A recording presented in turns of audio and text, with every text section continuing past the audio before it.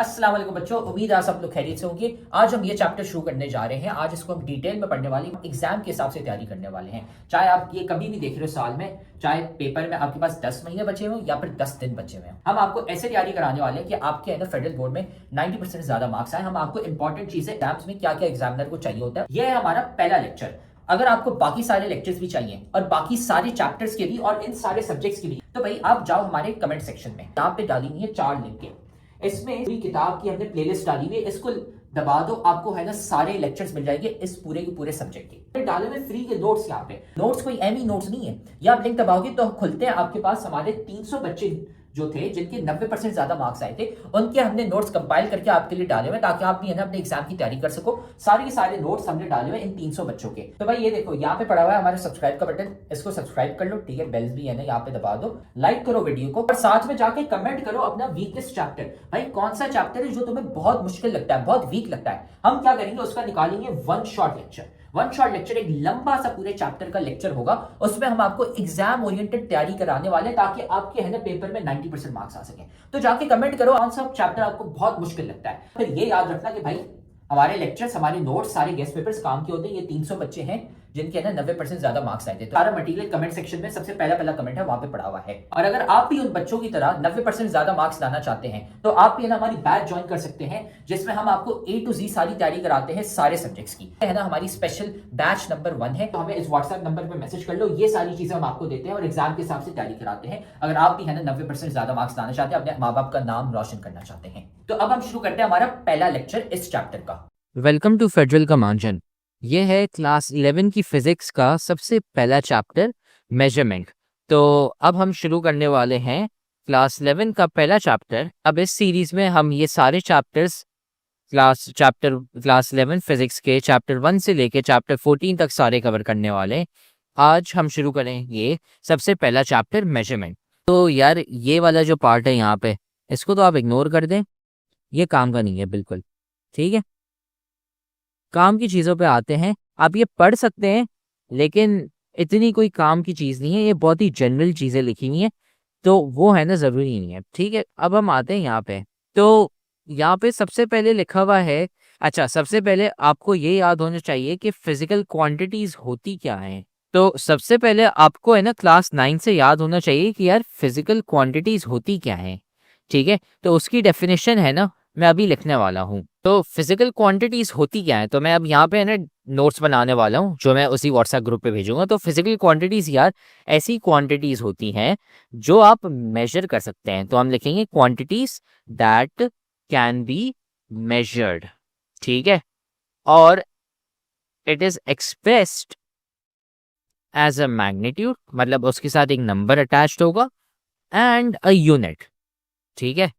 तो for example quantities that can be measured, अगर हम बात करें ऐसी कौन सी क्वांटिटीज हैं जो मेजर की जा सकती हैं, तो यार एक तो हो गया फॉर एग्जाम्पल आपका वेट, उसके अलावा डिस्टेंस हो गया, करंट हो गया, और ऐसी बहुत सारी चीज़ें होती है। ये मैं अभी रिवीजन दे रहा हूँ जो हमने क्लास 9 की फिजिकल क्वांटिटीज, ये क्लास 9 का कॉन्सेप्ट है, ये हमने क्लास 9 में पढ़ा था, ठीक है। मैं उसका रिकैप थोड़ा सा दे रहा हूँ। तो उसमें होता ये है कि फॉर एग्जांपल एक मैग्नीट्यूड होता है और एक यूनिट होता है। तो फॉर एग्जांपल अब मैं एक वैल्यू लिखता हूँ, let's say for example time 10 second. मैं टाइम को नाप सकता हूँ कि अच्छा ये 10 सेकेंड मतलब इतना टाइम हो चुका है।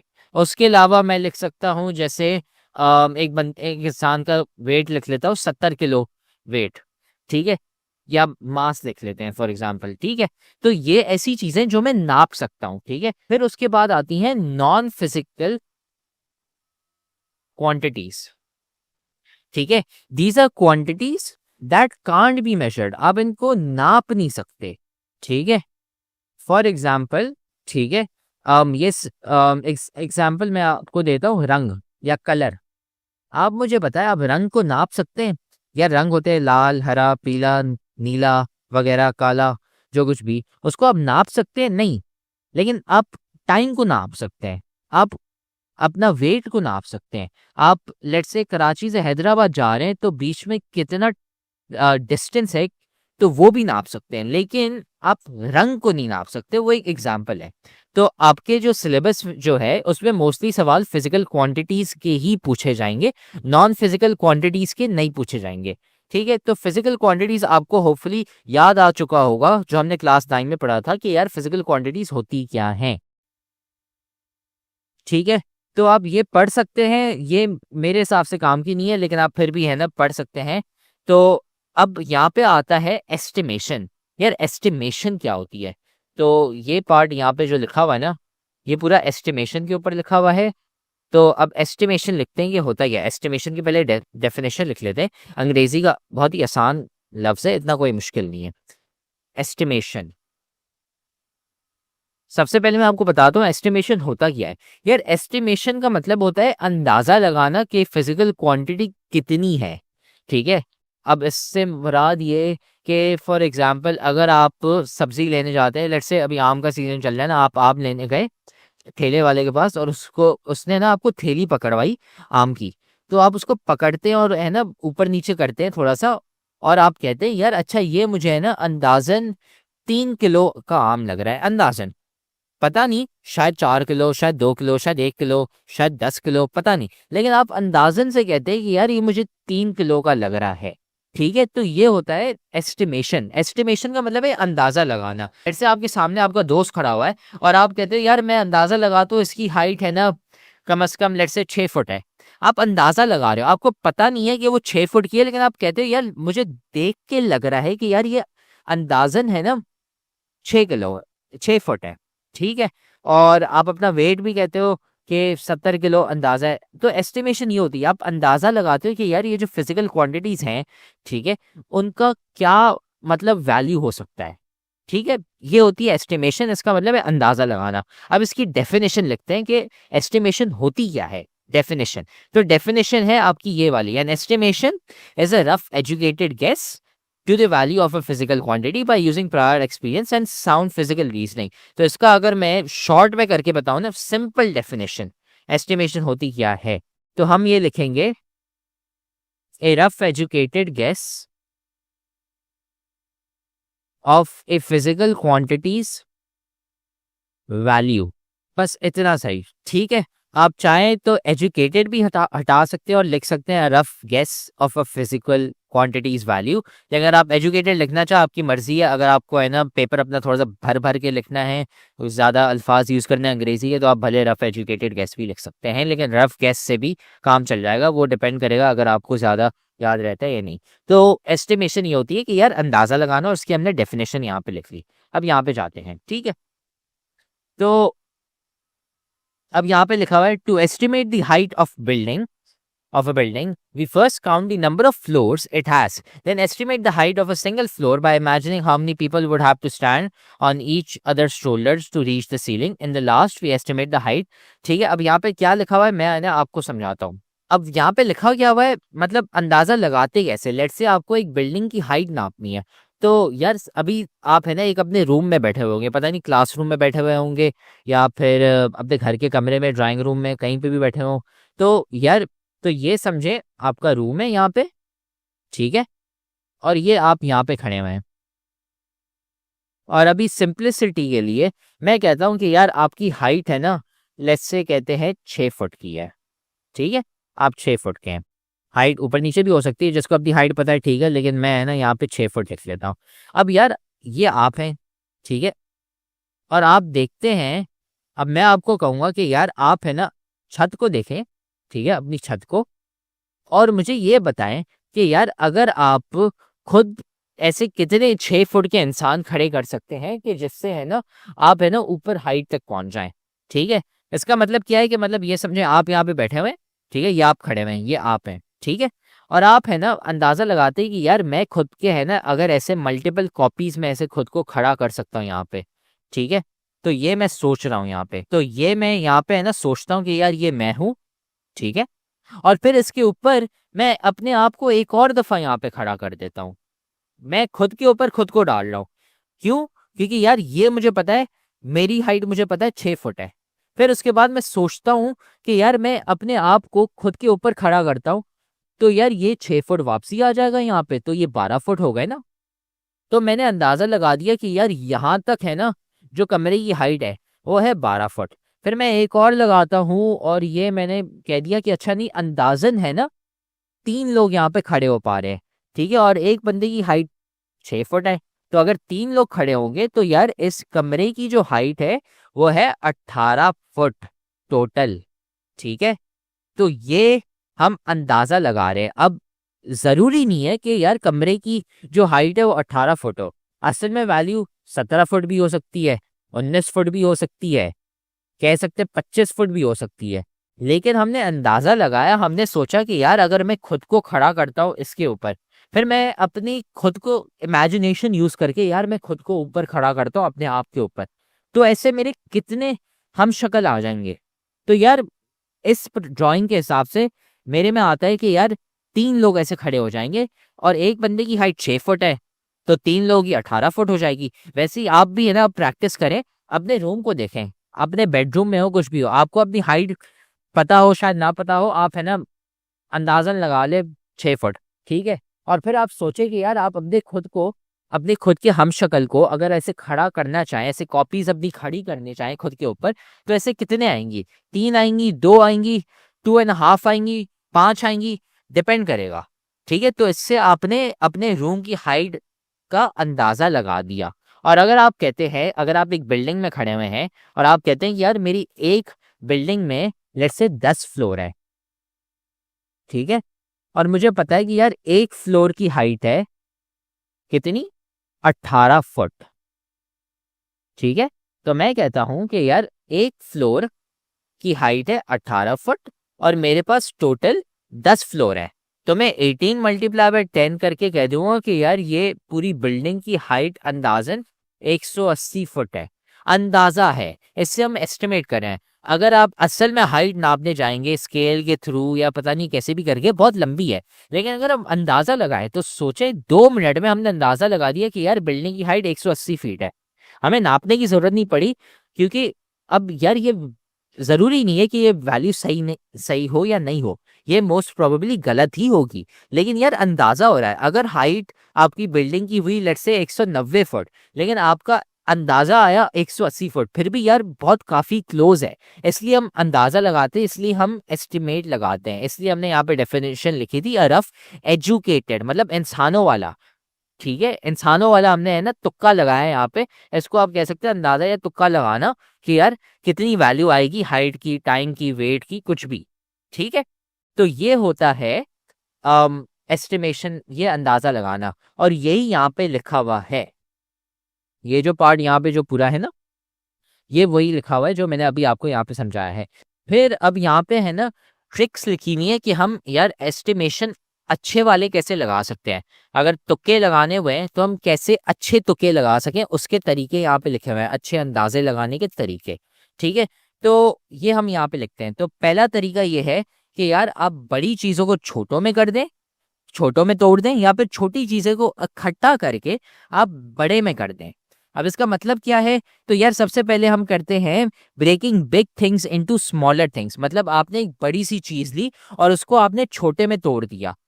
मिसाल क्या है, जैसे मैंने अभी आपको ये यहाँ पे बिल्डिंग का एग्जाम्पल दिया था ना कि यार लेट्स से 10 फ्लोर की बिल्डिंग है, 10 माले की बिल्डिंग है। ठीक है, अब मैं यहाँ पे 10 माले की बना नहीं सकता, लेकिन चले मैं यहाँ पे बना देता हूँ। तो ये मैंने एक ड्राइंग बनाई है बिल्डिंग की। मेरी ड्राइंग इतनी अच्छी नहीं है, लेकिन अंदाजे के लिए अभी फिलहाल, सिर्फ कॉन्सेप्ट के पर्पसेस के लिए अभी फिलहाल समझ लें ये एक बिल्डिंग है। अब यार इसका मतलब क्या है? अभी मैं आपको कहता हूँ कि यार मुझे पूरी बिल्डिंग की हाइट निकाल के दो, कितने फुट होगी? अब आप बोलोगे यार सर पता नहीं। तो अब मैं आपको एक तरीका बता रहा हूँ। पहला तरीका यहाँ पे जो लिखा हुआ था ना कि breaking big things into smaller things, ये वही है। यार पूरी बिल्डिंग की हाइट नापने से बेहतर है कि यार आप बिल्डिंग को मालों में तोड़ दो। एक फ्लोर की हाइट निकालो और फिर जितने फ्लोर है उसको multiply by number of floors कर दो। तो आप अभी एक पूरी बिल्डिंग की हाइट नहीं निकाल रहे। अब आप क्या कर रहे हैं? आपका सिर्फ ये जो पहला फ्लोर है ना, ये वाला पहला फ्लोर, ठीक है, आपने सिर्फ इसकी हाइट निकाली। लेट्स से फॉर एग्जांपल हमने कर दिया ये आ रहा है 12 फुट। ठीक है, क्योंकि आपने कर दिया कि यार सिर्फ पहला फ्लोर मेरा 12 फुट का है और मुझे पता है कि ऊपर जितने भी फ्लोर हैं उनकी सबकी सेम हाइट है। तो यार मैंने पहले का अंदाजा लगा दिया 12 फुट। वो मैंने कैसे लगाया वो मैंने आपको अभी थोड़ी देर पहले बताया था।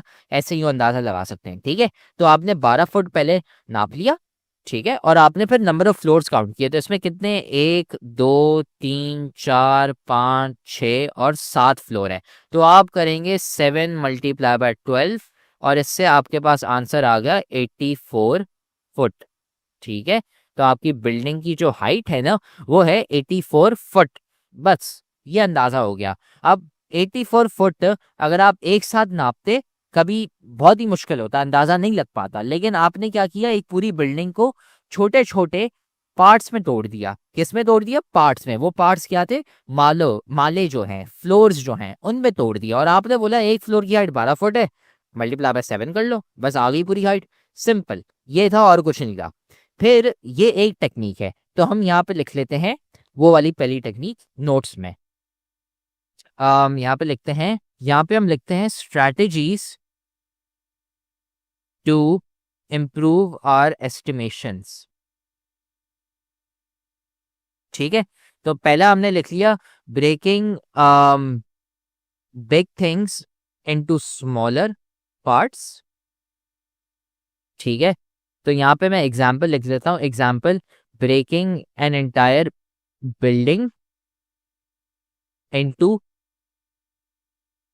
Floors, multiple floors. ठीक है, ये हो गया। फिर दूसरा इसका उल्टा है। ठीक है, दूसरा क्या है, combining smaller parts into one big one slash multiple. ठीक है, या मैं यहाँ पे लिख लेता हूँ बिगर पार्ट्स। ठीक है, अब इस पे आते हैं।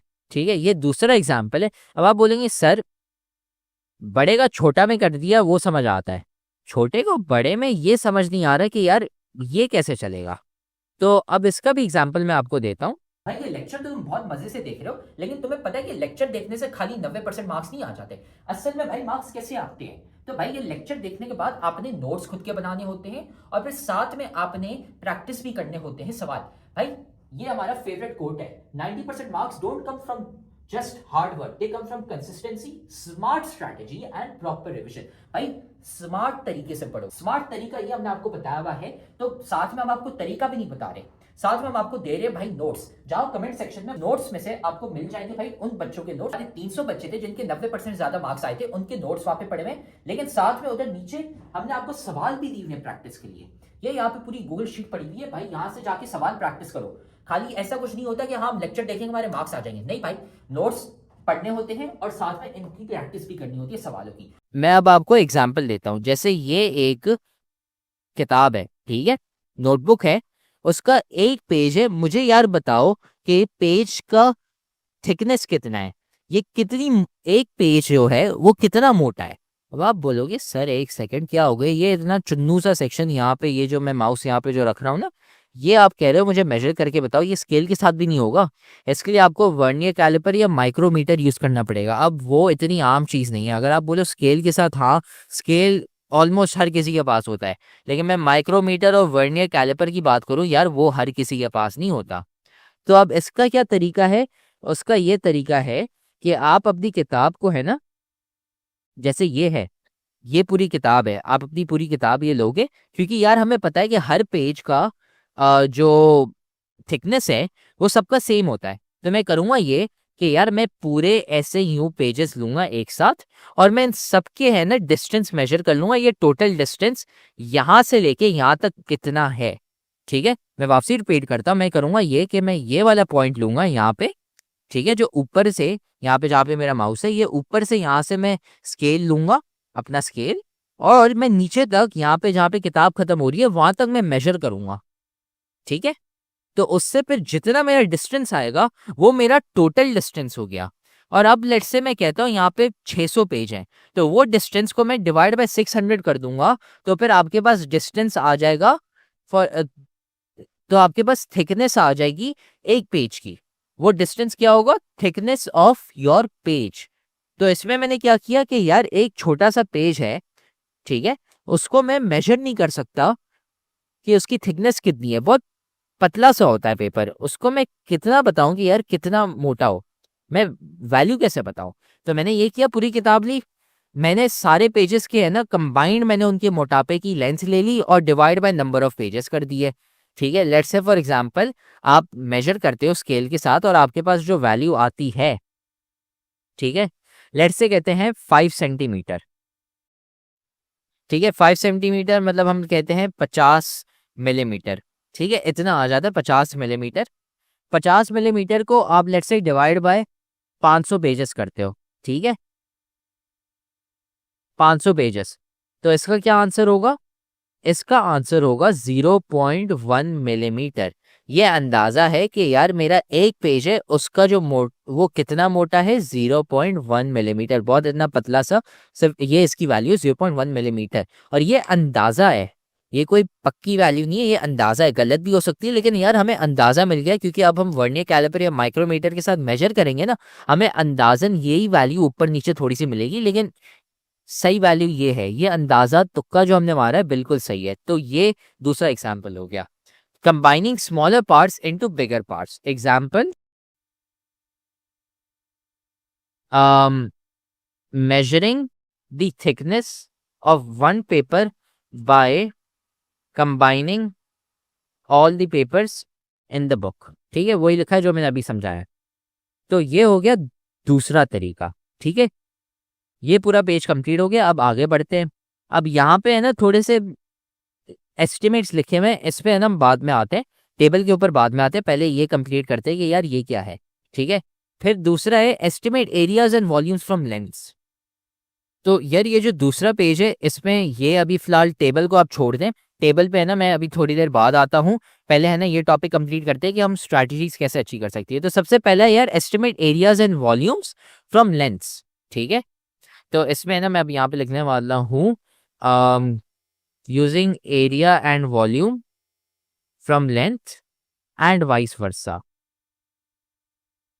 इसका क्या मतलब है यार, मैं ये करता हूँ कि लेट्स से मैंने आपको एक बॉल दे दी।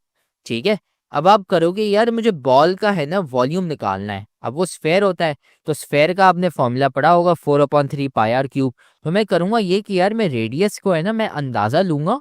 ठीक है, कि यार वो रेडियस कितना लग रहा है, मैं अपनी उंगली यूज़ करूँगा या फिर अंदाज़ा लगाऊंगा कि यार चलो ये 5 सेंटीमीटर का रेडियस है। फिर मैं फॉर्मूला में लगाऊंगा और मेरे पास वॉल्यूम आ जाएगा। तो ये मैंने अंदाज़ा लगाया। या फिर अब वाइस वर्सा का मतलब क्या है? वाइस वर्सा का मतलब ये है कि मैं वॉल्यूम यूज़ कर रहा हूँ लेंथ निकालने के लिए। अब मैं आपको कहता हूँ कि यार वॉल्यूम जो है ना बॉल का वो है 200 सेंटीमीटर क्यूब। अब इससे है ना आप मुझे निकाल के दिखाओ लेंथ। तो आप कहते हो यार अंदाजा मैंने लगाया 200 सेंटीमीटर क्यूब है वॉल्यूम। अब 4/3 pi r cube is equal to 200 centimetre cube. फिर आप उसमें से रेडियस कैलकुलेट कर लोगे, फॉर्मूला आपको पता है, सिंपल है। ठीक है, ये हम डिटेल में कैलकुलेशंस और सवाल जब करेंगे तो आपको मैं करके दिखाऊंगा, लेकिन अभी मैं अंदाजा बता रहा हूँ कि यार आप लेंथ से वॉल्यूम कैसे निकाल सकते हैं। अंदाजा आपने लेंथ का लगाया और उससे आपके पास वॉल्यूम आ गया। ठीक है, और अगर आपने अंदाजा लगाया वॉल्यूम का तो उससे आप लेंथ कैसे निकाल सकते हैं। ठीक है, ये हो गया। और वैसा ही सेम होता है डेंसिटी, ठीक है, एंड वॉल्यूम का, जिससे आप मास निकाल सके। और मैं वाइस वर्सा यहाँ पे लिख लेता हूँ। इसका मतलब क्या है कि यार जितना मास है ऑब्जेक्ट का उसके अंदाजे से मैं डेंसिटी और वॉल्यूम उसकी कैलकुलेट कर लेता हूँ। वॉल्यूम आपने फॉर्मूला तो पढ़ा होगा, density is equal to mass upon volume. ये फॉर्मूला तो आपने पढ़ा होगा क्लास 9 में। ठीक है, तो ये फॉर्मूला है। फिर उसके अलावा ये भी हो सकता है कि यार मैं डेंसिटी और वॉल्यूम यूज करके मैं मास का भी अंदाजा निकाल सकता हूँ कि यार ये कितने मास का हो सकता है। ठीक है, तो ये 4 तरीके हैं जिससे आप है ना अपनी स्ट्रैटेजीज बढ़ा सकते हैं, बेहतर कर सकते हैं। अब यार इस टेबल पे आते हैं।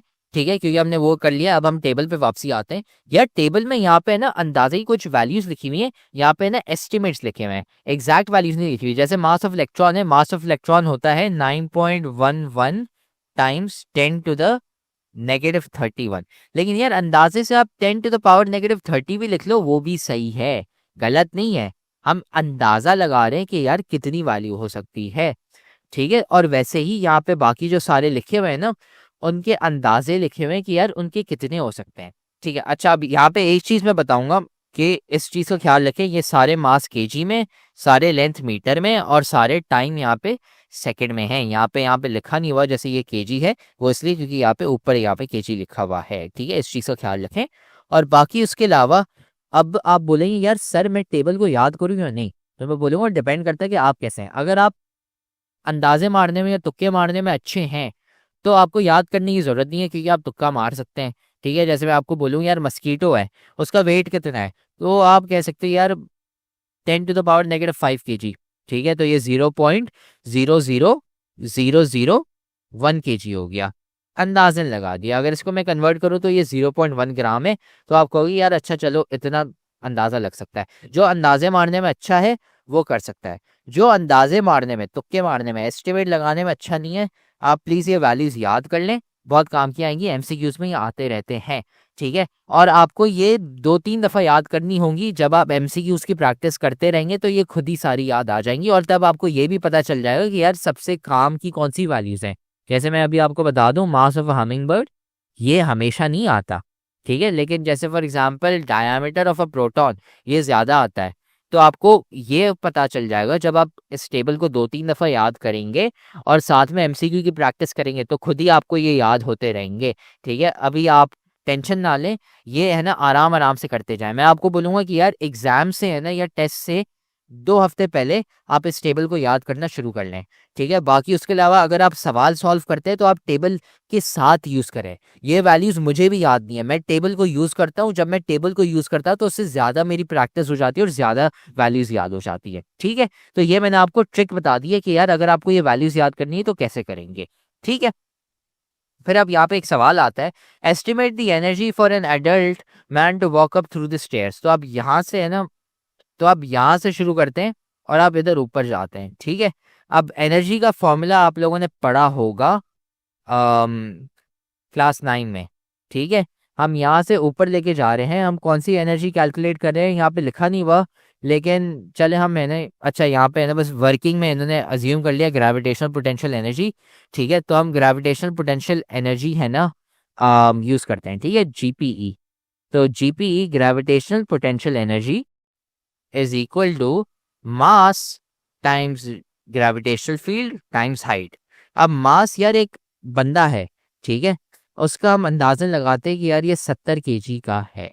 ठीक है, फिर उसके साथ आपकी जो वैल्यू है ग्रेविटेशनल फील्ड की वो आप 10 लेंगे। फिर उसके साथ यहाँ पे यार हाइट ऑफ अ स्टेयरकेस, अब यार यहाँ पे है ना दिया हुआ है आपको कि ये 3 मीटर की है। आप है ना पिक्चर को देख के बता नहीं सकते कि यार ये 1 माला की है, 2 माला की, ये कितनी है। ठीक है, लेकिन अगर आप एक फ्लोर समझ ले तो ये चले 3 मीटर हो गए। क्यों? क्योंकि यार एक फ्लोर जो होता है वो लगभग 3 मीटर का ही होता है, तो आपने अंदाजा मार दिया 3 मीटर। अगर आपने 4 मीटर भी मार दिया खैर होती है, अगर आपने 3.5 मीटर भी मार दिया खैर है, 5 मीटर मार दिया वो भी खैर है, लेकिन अगर आपने 10 मीटर मारा तो गलत है।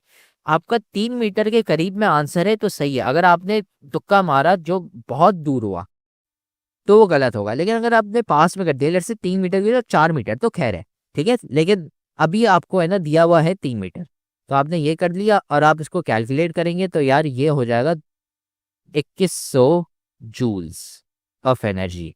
ठीक है, तो ये हमने सॉल्व कर लिया और इससे हमारी 1.1 खत्म हो गई है। फिर अगले लेक्चर में हम शुरू करने वाले हैं 1.2, जिसमें हम डिराइव यूनिट्स पढ़ने वाले हैं। बहुत आसान है। तो अगर आपको लेक्चर को समझ नहीं आया तो आप लेक्चर को वापसी देख लें, या फिर आप कमेंट कर दें, हम आपको समझा देंगे, या फिर आप हमें व्हाट्सएप पे मैसेज कर लें, हम आपको समझा देंगे जो भी आपको समझ नहीं आया। वेलकम टू फेडरल कमांजन। ये है क्लास 11 फिजिक्स चैप्टर 1 का फिजिकल क्वांटिटीज का दूसरा लेक्चर, जिसमें पढ़ने वाले हैं exercise 1.2 derived units in terms of base units. सबसे पहले आपने ग्रेड 9 जो आपकी क्लास 9 थी उसमें आपने 2 टाइप्स ऑफ यूनिट्स पढ़े थे। कौन से? एक आपने पढ़े थे बेस यूनिट्स। ठीक है, मैं 2 टाइप्स ऑफ यूनिट्स, ठीक है, और ये फिजिकल क्वांटिटीज के यूनिट्स की बात कर रहा हूं मैं। एक बेस यूनिट्स, ठीक है, और दूसरा डिराइव्ड यूनिट्स। तो अब है ना मैं आपको सिंपल एक छोटा सा रिवीजन देने वाला हूं कि बेस यूनिट्स क्या होते हैं, तो दो टाइप्स ऑफ यूनिट्स होते हैं, एक होते हैं आपके बेस यूनिट्स, ठीक है, मैं रिवीजन दे रहा हूँ, छोटा सा रिकैप दे रहा हूँ जो क्लास 9 में आपने पढ़ा था। They are the simplest units, ठीक है, या फिर इनको फंडामेंटल यूनिट्स कह सकते हैं, ठीक है। ये मैं सबसे सिंपलेस्ट वाले मैं बता रहा हूँ, ठीक है। और हमने कौन से पढ़े थे क्लास 9 में, और हमने क्लास 9 में ये सारे हमने बेस यूनिट्स पढ़े थे, ठीक है। ये 7 बेस यूनिट्स होते हैं आपके, जो आपने क्लास 9 में बहुत अच्छे तरीके से पढ़े थे। और डिराइव यूनिट्स जो है वो आपके है ना, मतलब ऊपर ऊपर से पढ़ा था, इतना डिटेल में नहीं, वो अब पढ़ेंगे क्योंकि वो अभी का सिलेबस है। लेकिन बेस यूनिट्स क्या होते हैं, मैंने रिविजन आपको बता दिया थोड़ा सा यार। सबसे सिंपलेस्ट वाले यूनिट्स होते हैं और वो कौन से हैं, एक तो आपका अमाउंट ऑफ सब्सटेंस, दूसरा आपका करंट, तीसरा आपका लेंथ मतलब डिस्टेंस जिससे आप मेजर करते हैं, चौथा लाइट इंटेंसिटी, पांचवा हो गया मास, छठा हो गया टेम्परेचर, और सातवां हो गया टाइम, ठीक है। और यहाँ पे मैंने एग्जांपल्स लिखी हुई है, 4 एम्पेयर, 2 मीटर, 30 सेकेंड्स, 50 केल्विन, और ये यूनिट यहाँ पे लिखे हैं। ये रिकैप ये आपको आने चाहिए, ये मैंने आपको छोटा सा रिकैप दे दिया है कि यार ये होता क्या है। अगर आपको याद नहीं है तो हमारे चैनल पे अभी एक प्लेलिस्ट पड़ी हुई है क्लास 9 फिजिकल क्वांटिटीज़ के नाम से, और उसका है ना आप जाके लेक्चर देख सकते हैं बेस यूनिट्स और डिराइव यूनिट्स का, एसआई यूनिट्स वाला, अगर आपको याद नहीं है, ठीक। तो अब हम डिराइव यूनिट्स पे आते हैं।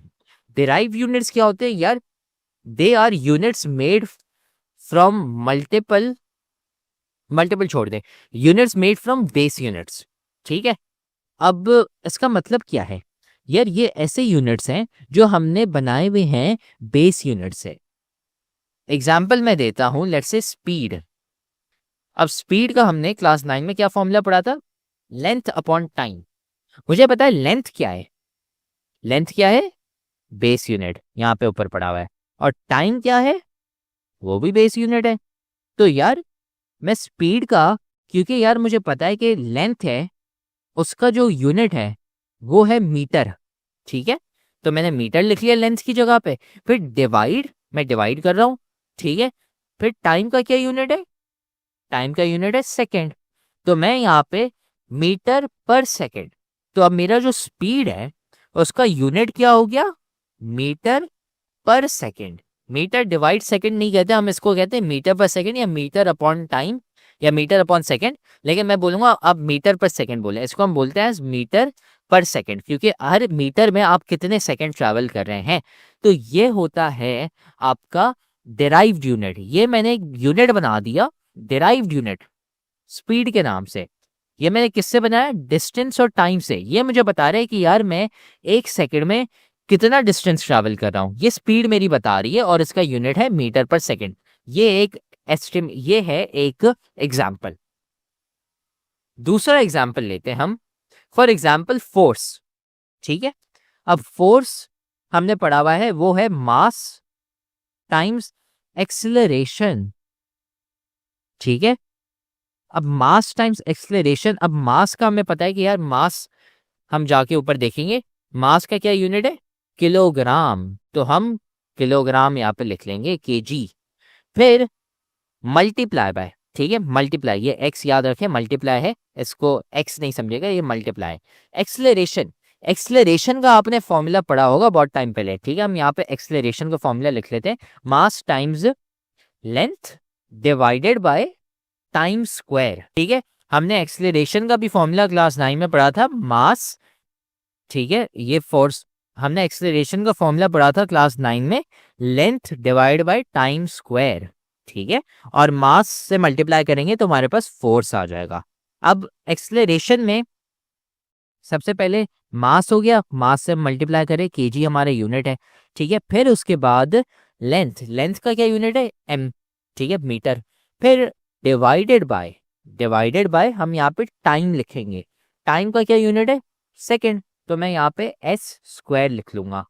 तो ये फिर क्या हो गया, अब यहाँ पे है ना मैं केजी एक्स हटा रहा हूँ और मैं केजी एम लिख रहा हूँ डायरेक्ट, ठीक है। ये है ना शॉर्ट फॉर्म नोटेशन है, ठीक है। जहाँ पे भी मल्टीप्लाई एक्स होता है वो हम हटा देते हैं, और हम यहाँ पे ये डिवाइड सिर्फ रखते हैं। डिवाइड का भी मैं एक शॉर्टकट बताऊंगा, एक और नोटेशन बाद में, अभी नहीं। तो अब फोर्स हमारा क्या हो गया, यूनिट क्या हो गया हमारा, केजी मीटर पर यहाँ पे होगा, जब भी डिवाइड साइन होगा तो हम पर बोलेंगे, केजी मीटर पर सेकेंड स्क्वायर। ये आपका डिराइव्ड यूनिट हो गया, ठीक है, तो यहाँ पे मैं लिख लेता हूँ केजी या किलोग्राम, ठीक है, मैं किलोग्राम मीटर पर सेकेंड स्क्वायर, ठीक है, या फिर मैं यहाँ पे स्क्वायर और फिर यहाँ पे स्क्वायर लिख लेता हूँ यहाँ पे, ठीक है। ये आपका एक और यूनिट आ गया फोर्स, ठीक है, इसको हम एज लिखते हैं, एक और यूनिट भी है इसका न्यूटन, जो आपने पढ़ा होगा फोर्स यार, 50 न्यूटन, 10 न्यूटन, ये सब, ठीक है। तो न्यूटन बराबर होता है किलोग्राम मीटर पर सेकंड स्क्वायर का। न्यूटन आपका एक डिराइव्ड यूनिट है, लेकिन उसको हम एज बेस यूनिट में अगर हम लिखते हैं, क्योंकि हमने बोला था कि यार डिराइव्ड यूनिट्स क्या होते हैं, ऐसे यूनिट्स जो बेस यूनिट से बने होते हैं। तो आपका न्यूटन जो है ना, जो आपने पढ़ा था, वो एक डिराइव्ड यूनिट है, लेकिन अगर हम उसको बेस यूनिट से बनाएं, ठीक है, जो बेस यूनिट से ही बना हुआ है, ठीक है, अगर वो करेंगे तो वो होगा केजी मीटर पर सेकेंड स्क्वायर। और वो कैसे आया, मैंने आपको बताया, फॉर्मूला अब लिखें, और फॉर्मूला में फिर आप जो मास, लेंथ, टाइम, जो कुछ भी आपके बेस यूनिट्स है, उससे है ना, आप यहाँ से है ना ये यूनिट्स यहाँ पे उठाएंगे, और फिर उससे आप है ना यहाँ पे उसकी जगह डाल देंगे और आपको यूनिट मिल जाएगा। तो केजी मीटर पर सेकेंड स्क्वायर, ये हो गया आपका फोर्स का यूनिट, डेराइव्ड यूनिट। न्यूटन भी है, लेकिन ये भी है, ये भी है, ठीक है। ये होते हैं डिराइव यूनिट्स। डिराइव यूनिट्स क्या होते हैं, ऐसे यूनिट्स जो आप बना सकते हो फ्रॉम बेस यूनिट्स। अब यार बेस यूनिट सिर्फ 7 होते हैं, ठीक है, सिर्फ 7 बेस यूनिट्स होते हैं, लेकिन डिराइव यूनिट्स इनफाइनाइट होते हैं, इतने सारे होते हैं, बहुत सारे होते हैं कि मैं लिस्ट भी बनाने की कोशिश करूं कभी खत्म नहीं होगी। तो ठीक है, अब आप बोलेंगे सर मैं कौन से करूं डिराइव यूनिट्स याद, तो वो मैं आपको बाद में बताऊंगा आराम से, ठीक है। अब यहाँ पे आते हैं, तो ये अब यहाँ पे देखिए वही सेम चीज जो मैंने आपको समझाई हुई थी, फोर्स यहाँ पे हमने लिखा फॉर्मूला, ये डिस्प्लेसमेंट मतलब वही लेंथ हो गई, आप एक्सेलरेशन लिखो जो कुछ भी, तो लेंथ टाइम्स टाइम ओवर, अब लेंथ और डिस्प्लेसमेंट वही, डिस्टेंस लेंथ वही, आपने यूनिट डाल दिया यहाँ पे, बहुत आसान है।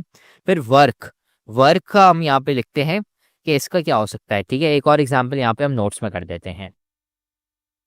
Work is equal to force times distance, ठीक है, या लेंथ लिख लेता हूं मैं, फोर्स टाइम्स लेंथ, ये आपने फॉर्मूला पढ़ा हुआ है, लेंथ डिस्टेंस एक ही बात हो गई।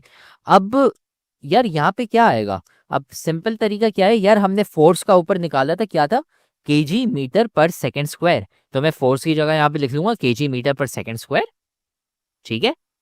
फिर इस चीज को मैं मल्टीप्लाई करूंगा विथ लेंथ, और लेंथ क्या है मेरा, मीटर है, तो अब मैं मीटर और मीटर जब मल्टीप्लाई होंगे तो मीटर स्क्वायर हो जाएगा, ये मीटर टाइम्स मीटर है, तो मीटर स्क्वायर हो गया, जैसे 2 टाइम्स 2 2 स्क्वायर होता है, 3 टाइम्स 3 3 स्क्वायर होता है, वैसे ही metre times metre metre square, ठीक है। तो मेरा जो यूनिट है अब डिराइव्ड यूनिट मेरे वर्क का, वो है किलोग्राम मीटर स्क्वायर पर सेकेंड स्क्वायर, ठीक है, और इसको हम कहते हैं जूल्स, जो आपने पढ़ा होगा एनर्जी का यूनिट, ऐसा यूनिट जूल्स, ठीक है। अगर हम, क्योंकि हम बोलते हैं कि डिराइव यूनिट्स ऐसे यूनिट्स है जो बेस यूनिट से बनते हैं, तो जूल्स के जो बेस यूनिट से जो बना हुआ है ना, वो है किलोग्राम मीटर स्क्वायर पर सेकंड स्क्वायर। अब आप बोलेंगे सर यार न्यूटन और जूल क्यों लिखा हुआ है, वो इसलिए क्योंकि यार न्यूटन कहना बहुत ज्यादा आसान है, अगर मैं आपको बोलूं किलोग्राम मीटर पर सेकंड स्क्वायर हमेशा बोलो,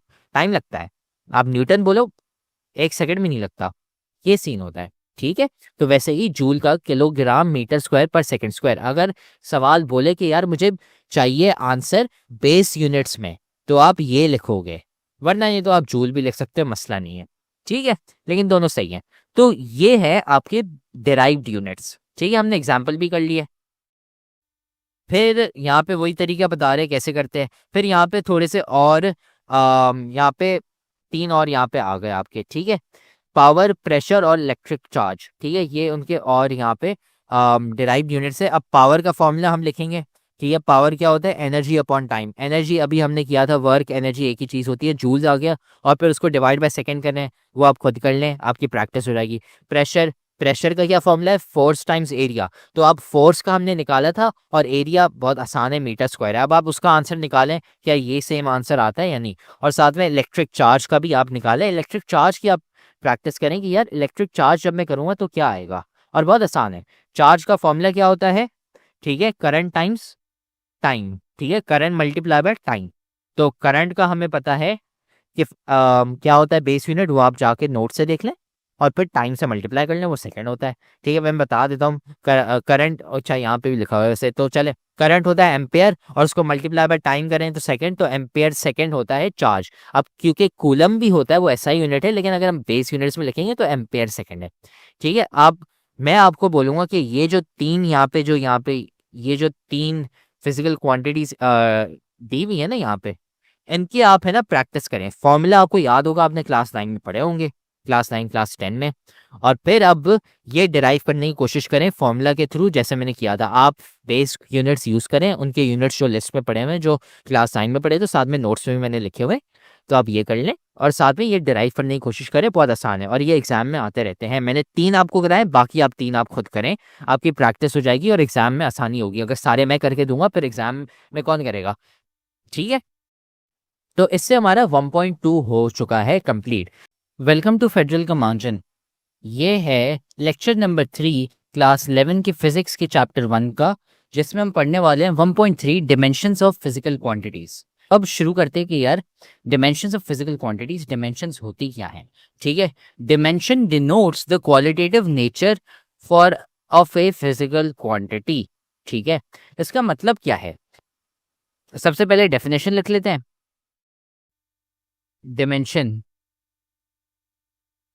denotes the qualitative nature of a physical quantity। अब इसका मतलब क्या है यार? इसका मतलब ये है कि अब यहाँ पे एग्जांपल लेते हैं। लेंथ हो गई, विड्थ हो गई, हाइट हो गई, डिस्टेंस, डिस्प्लेसमेंट, रेडियस, ये सारे किस चीज से मेजर किए जाते हैं? मीटर से। सबका जो यूनिट है इसलिए वो मीटर होता है। ये बेसिकली डिस्टेंस ही हम मेजर कर रहे हैं, बस अलग अलग नाम है। ठीक है, तो हम उन सबको मीटर से ही मेजर करते हैं। तो जैसे मैं आपको पहले बता रहा था ना कि यार स्पीड मेजर करते हैं, वहाँ पे लेंथ लिखो, डिस्टेंस लिखो, लेकिन उसको आप मीटर से रिप्लेस कर दो, वही सेम चीज़ होती है। अब डिमेंशन के लिए यार, डिमेंशन का साइंटिस्ट ने एक रूल बनाया हुआ है कि यार ये जो आपकी बेस क्वांटिटीज़ हैं, ठीक है, mass, length, time, electric current, dimensions लिखने के वक्त आप, जैसे मैं पहले बता रहा था मास, वहाँ पे मैं लिख रहा था ना केजी, तो आप तब केजी नहीं लिखेंगे, आप ये लिखेंगे, ये एक स्क्वायर ब्रैकेट हो गया और उसके बीच में आप लिखेंगे एम। ठीक है, और वैसे ही आप बाकी सबके लिए भी करेंगे, जो बाकी ये जो सारे हैं ना नीचे, ठीक है, यू करेंगे। प्रैक्टिस के लिए मैं आपको बताता हूँ, एक एग्जाम्पल कर लेते हैं। ठीक है, जो मैं आपको बताता हूँ, तो लेट्स से हम स्पीड लिखते हैं। यहाँ पे स्पीड का हमने फॉर्मूला पढ़ा हुआ है, डिस्टेंस अपॉन, तो स्पीड का फॉर्मूला हमने पढ़ा हुआ है, speed is equal to distance upon time. ठीक है, तो अब हम क्या करेंगे? डिस्टेंस है, ठीक है, उसको हम लिखेंगे एज एल, ऐसे यू करके।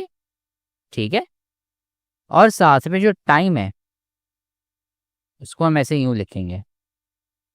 ठीक है, तो जो यहाँ पे लिखा हुआ है ना, वैसे ही बस वहाँ पे मैंने वो लिख लिया। ऐसे आप डिमेंशंस है ना मेंशन करते हैं। ठीक है, अब इससे फ़ायदा क्या होता है यार? बाद में जाके अगर आपने एरिया, वॉल्यूम, वेलोसिटी, एक्सेलरेशन है, तो ये उनके वो हो गए।